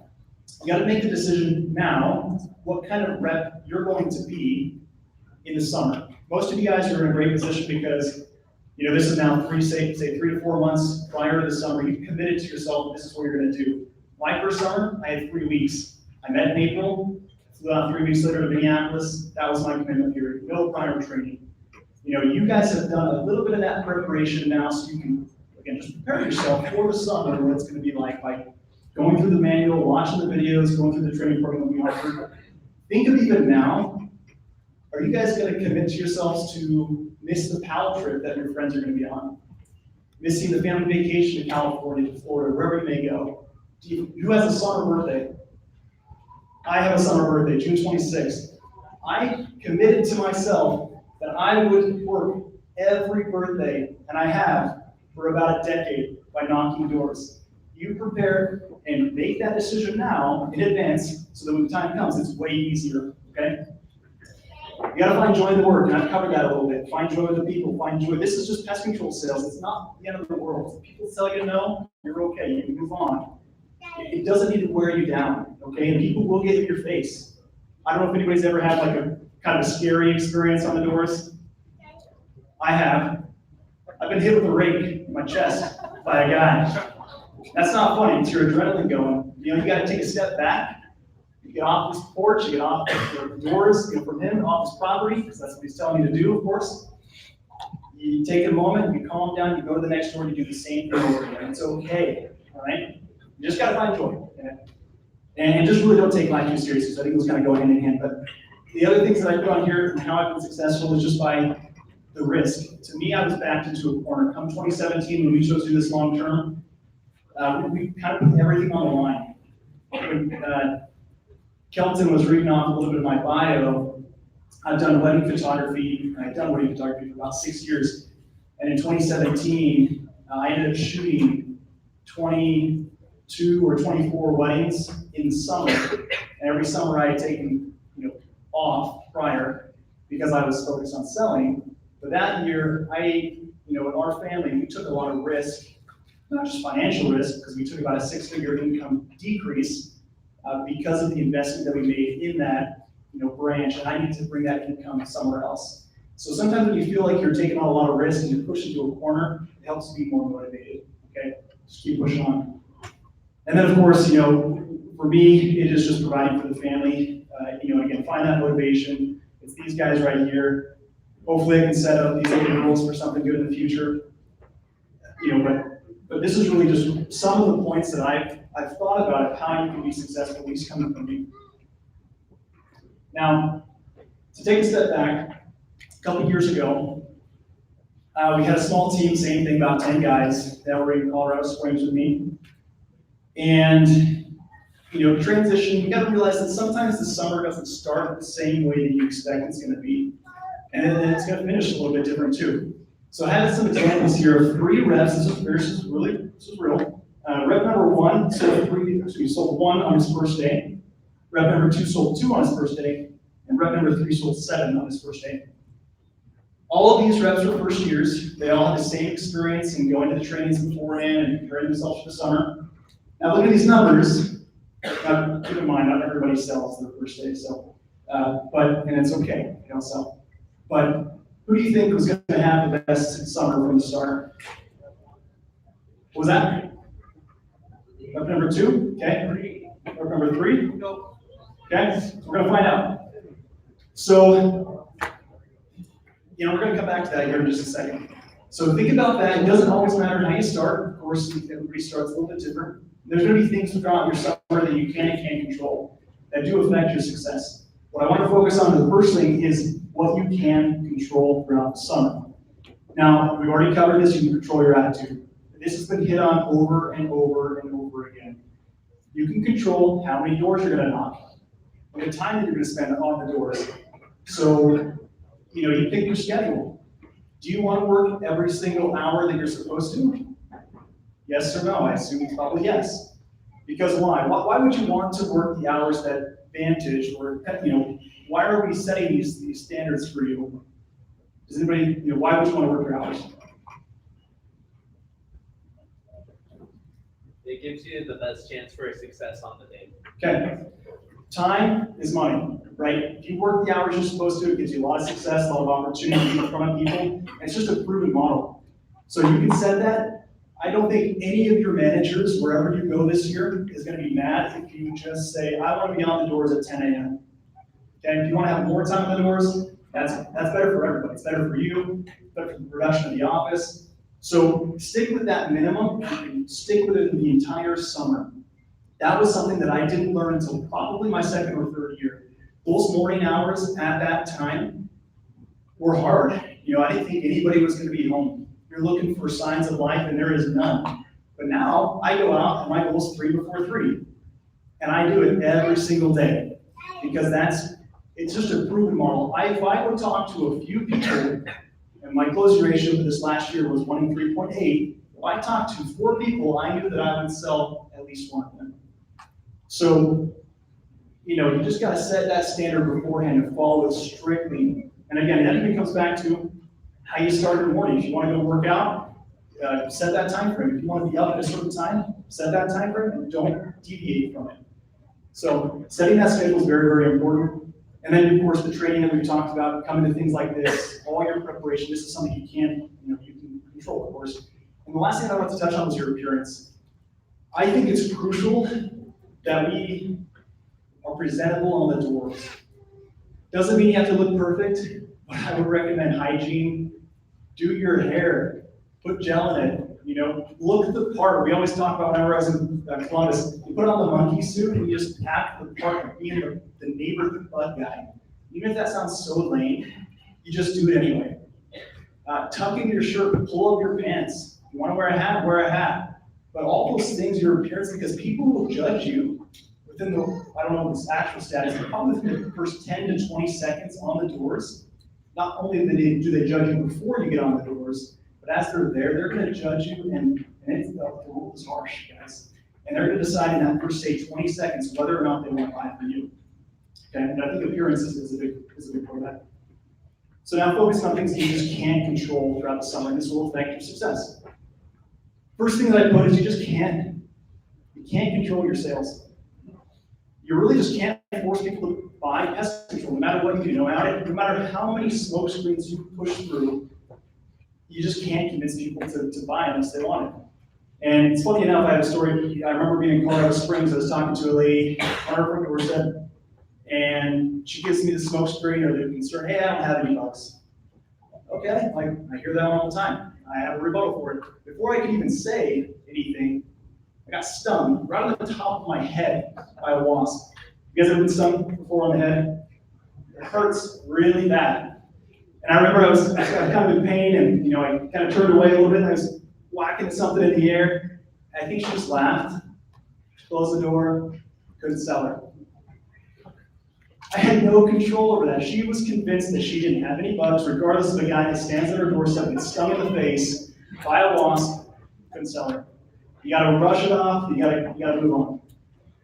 So you just can't control that. You gotta have your goals, but again, what it comes down to is numbers. You just gotta keep pushing through it regardless.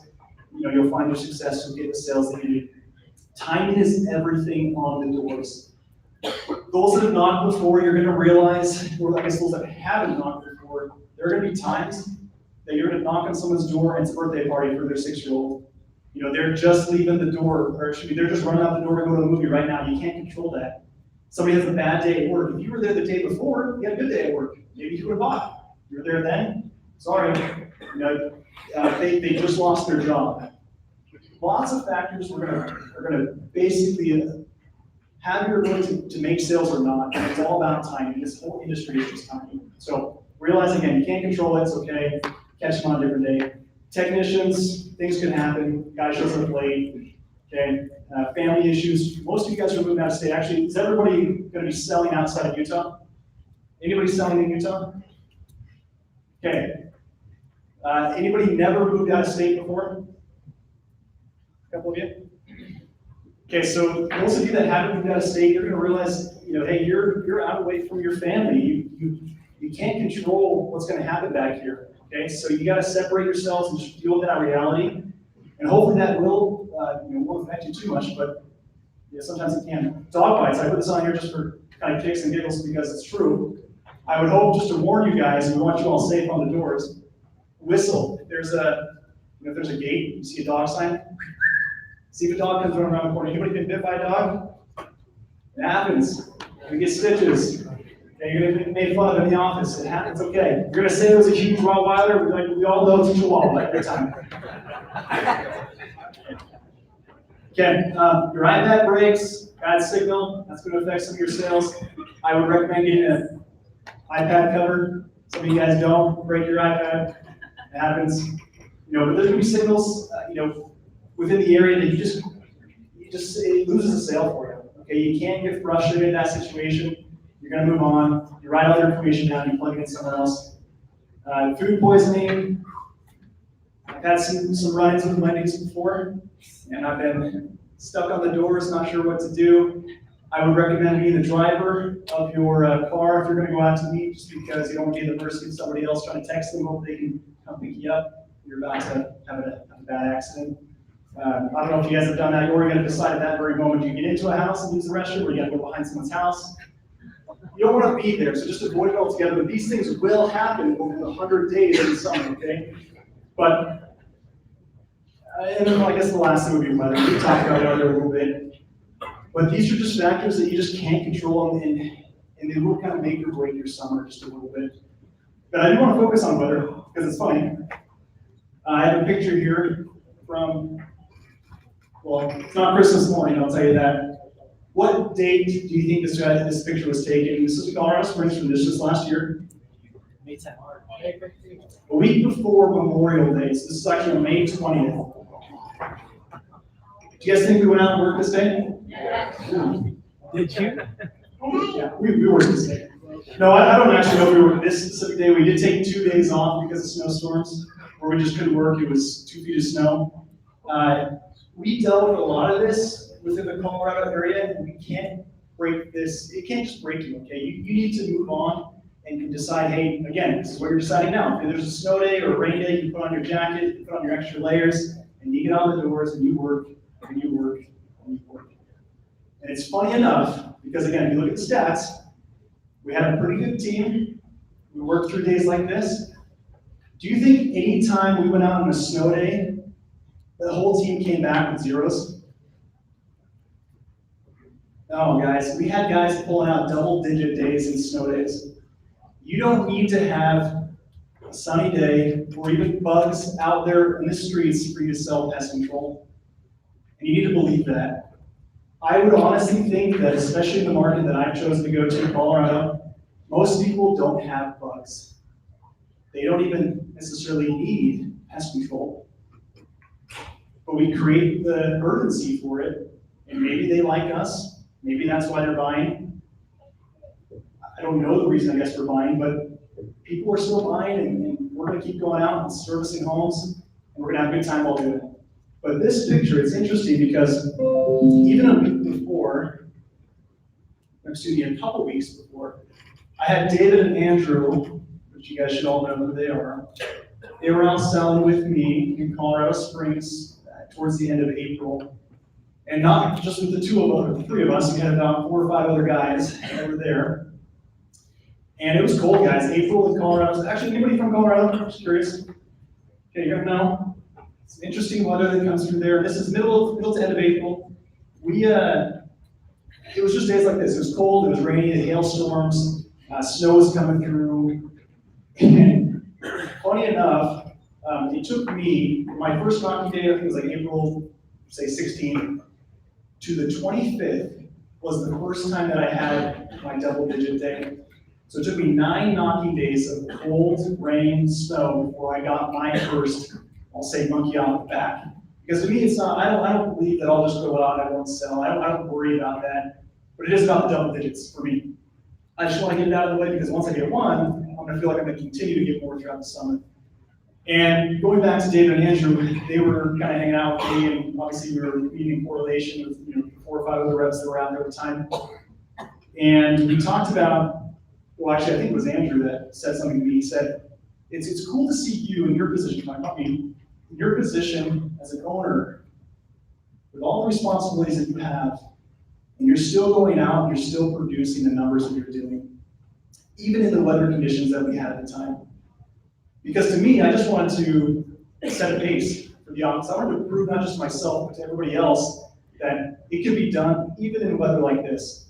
Now, the 4 or 5 other reps, they were getting frustrated. They weren't selling. They weren't producing, in those cold days. But it's all a mental game.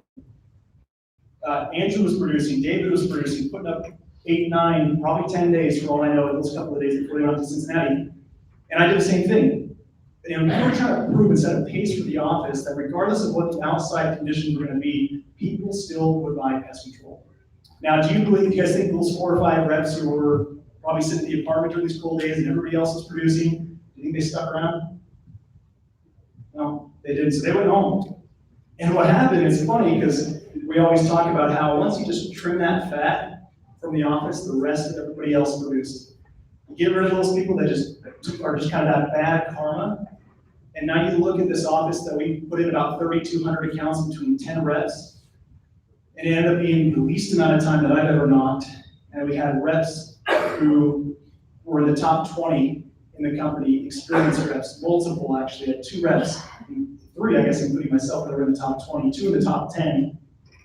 And it's just cool to see that you don't really have to be in sunny California, no offense to that, to be selling hundreds and hundreds of accounts, because I think that you guys will, no matter where you go. So get in the mindset and decide now the kind of rep you want to be when situations like this occur, okay? So going back to my reps, so this again is 2018 example. Let's see. So I think we talked about who thinks that rep number 1 had the best selling summer. Okay, rep number 2. Rep number 3. Okay. So actually, funny enough, because of the things that happened to these reps, again, it was family issues, it was stress from life, bowel issues, who knows really, right? Some guys did better than others. Rep number 1, who finished with 1 on his first day, serves 128, about average, I would say. Rep number 2 finished with 257 accounts serviced, was in the top 20. And rep number 3 finished with 97. He sold 7 accounts on his first day. It's crazy to me the things that you can have in your life that will distract you from your main goal. Okay, so again, just remember what kind of rep are you going to want to be? You ask yourself that question. Okay, I want to do a role play. Let me get back to this. So I want to volunteer, because I keep hearing that people want to hear my pitch, and I don't think it's anything special, but I'm happy to kind of give you a full run through on what I do. But yeah, who wants to be volunteer for me? Not picking Kelvin, who has the experience. Yeah, he'll just talk away. Go ahead, man.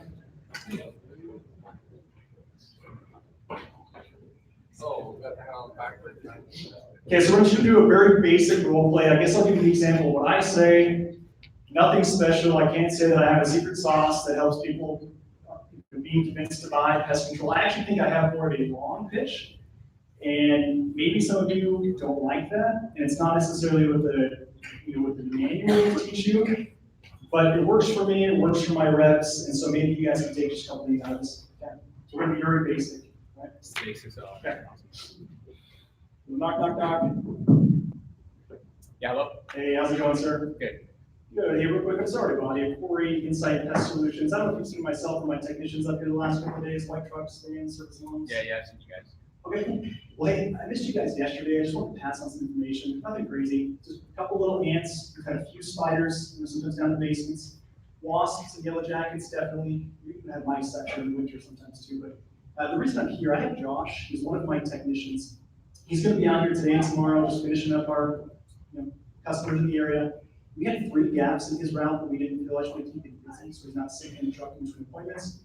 Anybody else that will help us out, who wasn't on the route from last year like yourself, we'll do our full inside and outside service for you for about half. Okay, yeah, how much is that? How many bathrooms do you have? Just like 2. Okay. Have you ever had a service like this done before? I have. I didn't really like the work that was done last time. What did you guys use in the past? Orkin. Yeah, Orkin's a good company. A lot of folks out here used to use Orkin as well. Yeah. This is what we use. A little bit different than Orkin. So they're going to step up. This is my approach. That's how I step into a customer, is to say, hey, ask me the question, have you ever had a service like this done before? So how it works for us, the reason I said about bathrooms, kitchens, laundry rooms, those moist areas where we can get a bit of activity, like a spider in the bathtub, right? We just shoot a very fine powder in that wall, it helps kind of cloud up, push out nesting sites. We do use botanical products, a little bit safer. Base mold entry, from there it's mostly on the outside of the house. Do the outside foundation, 3 feet up, 3 feet out. That creates a nice barrier around the home. We treat the yard as well with granulation, help in the ant activity. And then we use a 30-foot deep lever, clean up the spider webs, wasps, nesting sites up there. We even add a pheromone block to make sure they're not coming back too quick for you. The garage, the deck, the shed, it's all part of our service. How it works for us, we come out here after the initial service, just on a seasonal basis. So just 4 days in the year is when you see us. You said this house is about 2 bad, you said, right? Yeah, about 2 bad. Typically, the initial service would be about 229, 239, give or take. We get it done when we're already up here, we would drop the initial service down at cost to 79 flat, and set full seasonal services at just 119 a season. With anything in between, of course, for free.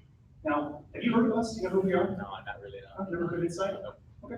Well, for us, we have a good reputation. 4.8 stars out of 5 on Google. 800 plus reviews. Even have an A+ on the Better Business Bureau. But the reason I'm here, like I said, I just have to use a couple of gaps. There's a 2 to 4 and a 3 to 5 today, and then a 9 o'clock tomorrow. You know which of these can even work for you guys based on the schedule you have? Probably 2. 2? Okay, perfect. Who's your name? Dave. Dave, nice to meet you, Corey. Something like that.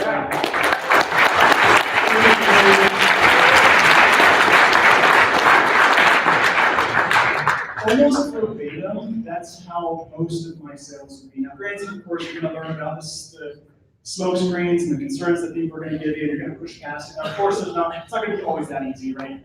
But you're gonna have the rebuttals, you're gonna have that overcoming the objections, you're just gonna push past it, and nothing's a big deal, and you're gonna close. So, for me, again, very basic, but it maybe is a little bit longer of a pitch, or maybe even a longer opener than what some people do, but it works for me. So take away what you want from that. On these notes, I guess, something that the last takeaway, from this pitch that I wanted to just touch on, was the pre-impression. Guys, the pre-impression is important, but I even think before the pre-impression, you need to be prepared for the summer. Stay off your phones, it's gonna cost you hundreds and hundreds of dollars, thousands of dollars. Don't be on Instagram in the area. This is what I'm considering, even the time before you get up to that door. Stay busy in the area. Again, if you don't know this or not, maybe you know this already, but people are gonna be looking at you through their windows, through their Ring cameras. People will talk about you on the neighborhood Facebook page. Have a good impression, look the part, wear the monkey suit, pull up your pants, wear the hat if you want to, tuck in your shirt, whatever you gotta do to play that part while you're the bug guy. This is only for a summer. It doesn't have to be a life calling like it is for me and some other people. But again, prepare now so you can have a good impression on the door, so that the first 20 seconds of interaction between the customer, they will want to buy from you. They will want to listen to you, okay? Use the resources available to you. We haven't even gone over this. I think you're getting the experienced training. The Zillows, the ability to change your pitch up to a customer by knowing that they're already a new move-in. Your new move-in pitch isn't going to be anything different. For me, it's, hey, yeah, just missed you guys yesterday. Actually, you're one of the new move-ins, right, to the area? Yeah, we are. Okay, how's the house been for you? Oh, it's been good. You met the neighbors? They'd be nice to you? Oh yeah, they'd be nice. Okay, perfect. Well, hey, this is what's going on. It's literally, to me, that's all it is. I just addressed that they're a new move-in. They don't really know what's going on. And then I can just tailor my pitch a little bit more towards that. Learn the objections. That is so crucial. If you don't learn the objections, you're going to go nowhere. People are going to give you the objections. If it's a big deal to you, you're going to lose the sale. Remember, again, it's not a big deal anytime. And then you got to close. You're always closing. You guys remember that. If you just don't know anything else to do other than just say, these are the times we have available, which one works? We're going to be here tomorrow, 4 o'clock, 5 o'clock, which one's better for you? If you forget what to say, just close always, okay? To me, guys, this has been a great experience for me. Vantage is an amazing company. I really don't think that me getting up here, is going to change anything of your summer. I've done this for a while. I think I kind of know what to do. I have some amazing reps that have been with me and become top producers in the company, but it's all because of them. It's not anything that I've ever done. We had a very, very good year just in 2019. We hope to do about the same. To be honest, though, I think we're going to decrease our production just because I don't think I'm going to be on the doors quite as much as I was before. But to me, I have my own personal goals. I've done this for about a decade. Some of you guys are just getting into it. may not be a lifetime calling for each of you, but I know that it can be a great experience. You just go out there, you work hard and give it your all. Again, remember the decision that you're making today to commit to the summer, and that the rep that you want to be is the one that's going to be the top producer in the company. Be in competition with each other is completely healthy. And I really wish you guys all the best of luck. Again, could not have picked a better company than Vantage Marketing. I think they have the best resources. And again, people that are behind the company, Tom, Shannon, everybody else, really appreciate your guys' time. Thank you very much. We'll do some question and answer. Thanks.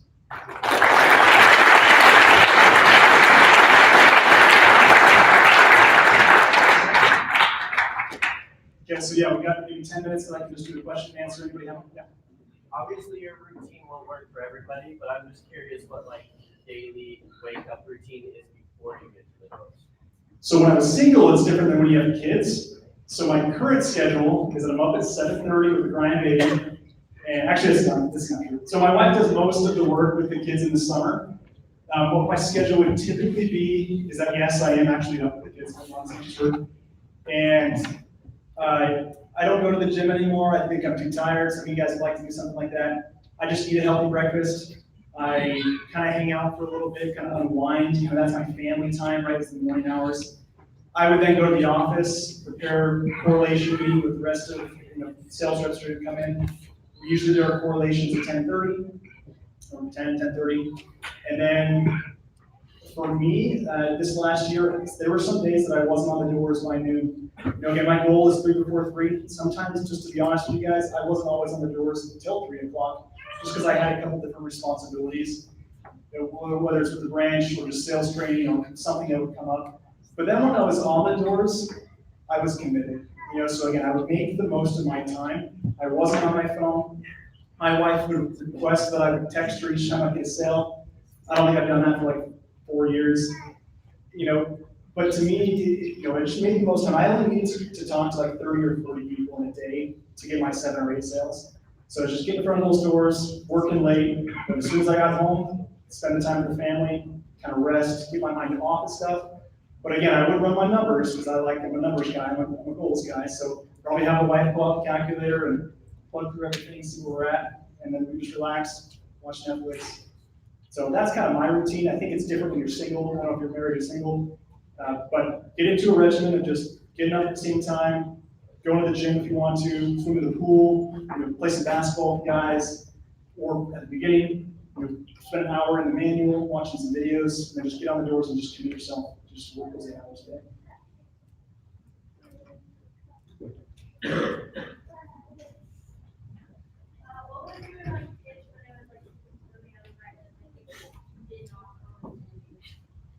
So you said, what was my pitch like when it was really snowy? Sorry, you like buzzed. Say it again.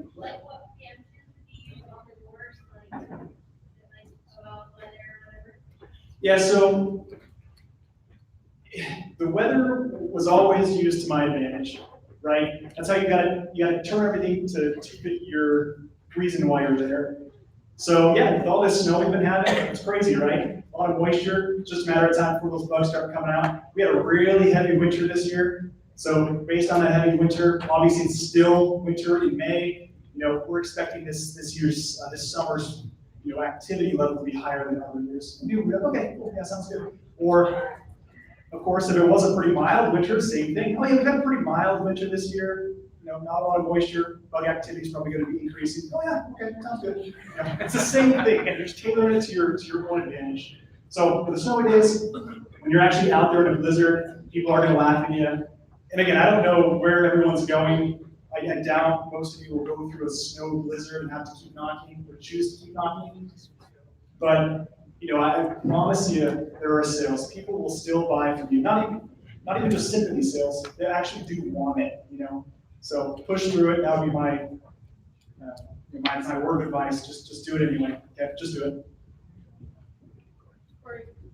Yeah. I was just Oh, gonna here we say. go. What? So, oh, here we go. No, I was just gonna say I was telling him this yesterday, but it wouldn't matter to me if it were snowing outside. If somebody came to my door selling something, it doesn't affect me that they're knocking in the snow.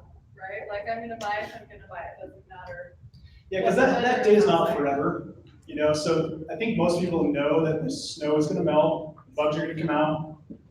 And I like what she said, just because, you know, yeah, the moment right then won't make or break your sale, because most people have been in that house for 6 months, a year, 5 years, and they know the issues that their house has. So that's why I think you're not gonna lose by knocking doors. There's no wasted time, no wasting doors. You just knock them anyway, people will still buy. Yeah. So they've talked a lot today about nonverbal and like how you say it. Did you ever practice that in front of a mirror, or what are some ways that we can get better at nonverbal beforehand?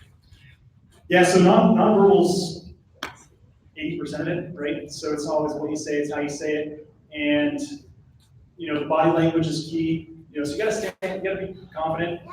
I did practice a little bit. I wouldn't say that I practiced in the mirror. I just feel like it, you know, I practiced the pitch with my wife. You know, somebody that could be role plays with, and I think she'd probably critique me that way. But I don't think that, there's probably not too much that I can tell you other than the manual's perfect, just telling you what you should be doing on nonverbal skills. But again, yeah, guys, that is so crucial. It's again, not what you say, it's how you say it. Nothing is a big deal. When they throw out their smoke screen, okay, all right, like, yeah, we already got a company. Okay, we'll see you later. You're all set. No, we already got a company. Of course, yeah, you're smart. A lot of folks out here used to use what? Terminex, Working. Who do you guys use?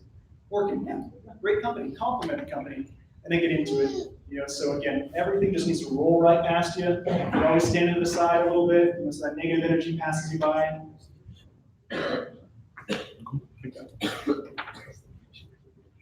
How many doors do you recommend first year reps or even experienced reps knock a day?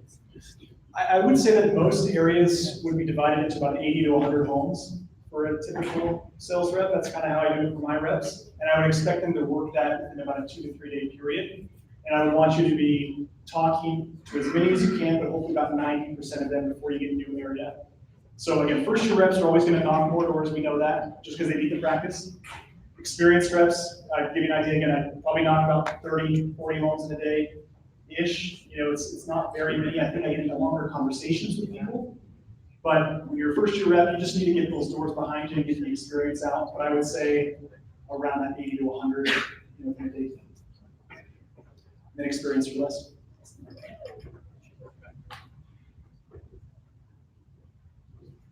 So you said that this year was like the least amount of time spent on the doors. How did you still make it your best number 500? The motivation, again, just making it that when I was on the doors, I was more concentrated on that than anything else. And again, the longer that you do this, and maybe it's just the maturity level that I've gained, the look maybe that I've gained, people can see that I'm not just a kind of rookie.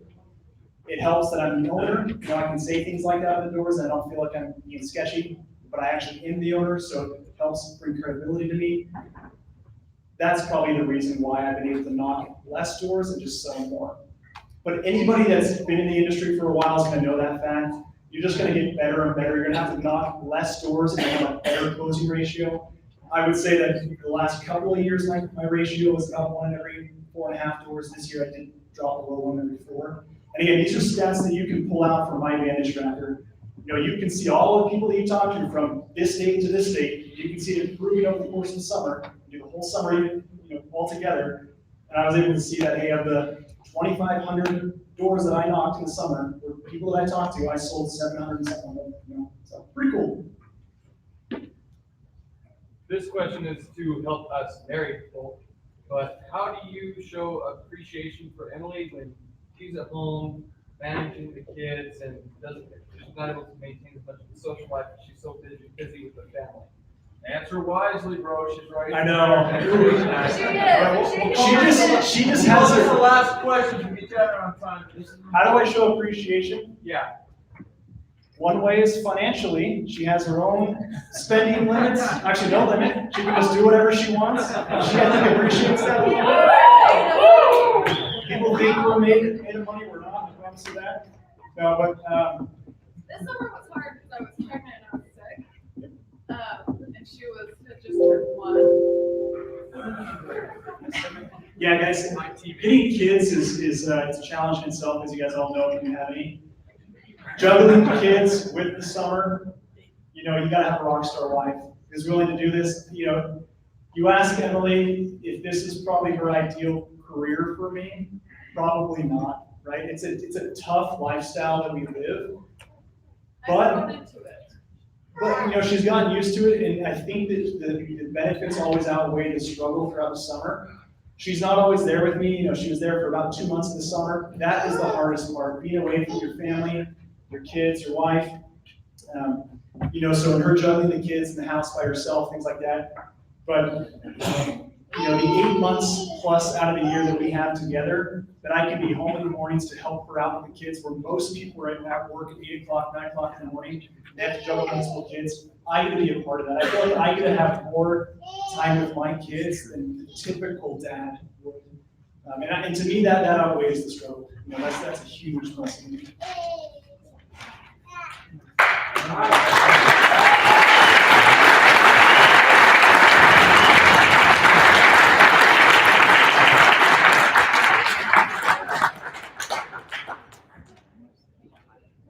Hey, one more round of applause. We appreciate that. Everyone, thanks for showing up today.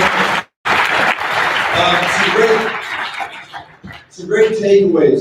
I've loved over the years as we've gotten some of these high producing reps up here. I don't know if those that were able to be on this first year up presentation with Grant, and we heard Andrew and David and Corey. What I love is they get up here, and I think if you're like me when I was in very first in this industry, there was these top producers back then. The top guys were some of the 400s and 500s, and they get up there and I just like intently just listen, just sharpen my pencil. Okay, what are they going to tell me? What is this magic moment that I'm going to have that's going to put me there? And quite honestly, there were some good things shared, but I just don't quite feel like I got that magic moment.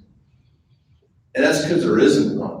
Hopefully you've been able to at least see a consistent pattern today through everything that you've heard. And some of those consistent messages are work ethic, dedication, these things that you hear over and over and over again, but are really a lot harder than what they seem when we say we're just going to do that. The one thing I love that Corey said, and you'll find is a key component and similarity to anyone that's going to sell 500 plus accounts, is the ability to control this.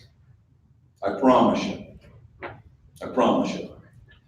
I don't want to get us too far over, but everyone, when they say, hey, I put in consistent timing on the doors, I'm going to go out there and knock for 6, 7, 8 hours. The reality is the majority of people in this room are going to go out and knock for maybe an hour, hour and a half. I promise.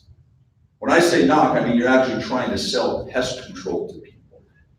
Because the vast majority of people in this room are only going to try to sell pest control to people when they knock on a door, someone answers that door, and they have a conversation. And if you time how much of your day actually is that, it's not most of your day. Most of your day is driving to area, walking in between doors, driving back from area, and you're not conversing with people. Well, then Shannon, how can I sell pest control and I'm not talking to people that could potentially buy pest control? I promise you, there are things you can be doing on the drive during the walk that put you in a much better place to sell pest control, and that person does answer the door. And that's what these top producers have figured out. And it's not looking at this thing in between doors. So what can I do then? We go on for a half hour talking about that, but how'd you get the last pitch? What are the conducive conditions of the house you're going to look at? What, does it have a swing set? Does it have bikes out front? If I go out kids, is it backing up to a forest? Is there trees touching the home that could be entry points for pests? Is there mulch? Is there pine straw? You can know a ton about that house. And so it prepares you for what you're going to say when they answer that door. Critique what just happened on the last one. Man, I used filler words. I said like about 10 times. I spoke too quickly. I didn't use the ability to pause or voice tone to make people drawn in like you guys are right now. right? Because you're not thinking about that stuff. You're looking at your Twitter, Gram, Tinder stuff, or whatever it is in between the doors, trying to get something hooked up for that night. Look, that is one thing, if you want to start preparing all this VTP and training modules that we're going to do, I challenge you to try to start weaning yourself off this thing, where you don't have to have it in your hand and look at every time you feel it buzz, because I promise you this will be your biggest distraction this summer. It's going to keep this from being in the game. I really appreciate that feedback from Corey. Okay. Everyone, thank you. I know there are much better things you would rather have done today than be here. Hopefully you got something out of this. I don't want to know the jazz score. It's been recorded. Don't let me see your faces. Don't tell me it on the way out. I don't want to hear you talking about it. If you're around, we go talk about it somewhere else. But I know we missed a jazz game today. We're going to do this raffle, get you out of here. But as always, I ask sincerely that we please go home safely. I say this every time. I feel like the game show host that says the same thing at the end of every game show, but drive safely, please be smart. We just haven't had and never want to have an issue where someone doesn't get home safely because they make some dumb decisions. I know a lot of you have a pretty decent haul after this to get home, and just please be smart about that. I promise if you'll pay attention to what was taught today and implement some of these things, primarily the VTP program, first year ups especially, you're gonna get a lot more out of your summer. We won't see you again as a collective group until right before the summer at our Super Saturday. That's a fun day, more motivation than it is training, because by that time, you're within days of going out there and doing this, and if you haven't learned it, you haven't learned it. But I hope between now and then, you'll take some of this stuff serious and come prepared to that meeting, much more prepared than you are today. One more round of applause for all of you for being here. Yourself, thank you for coming.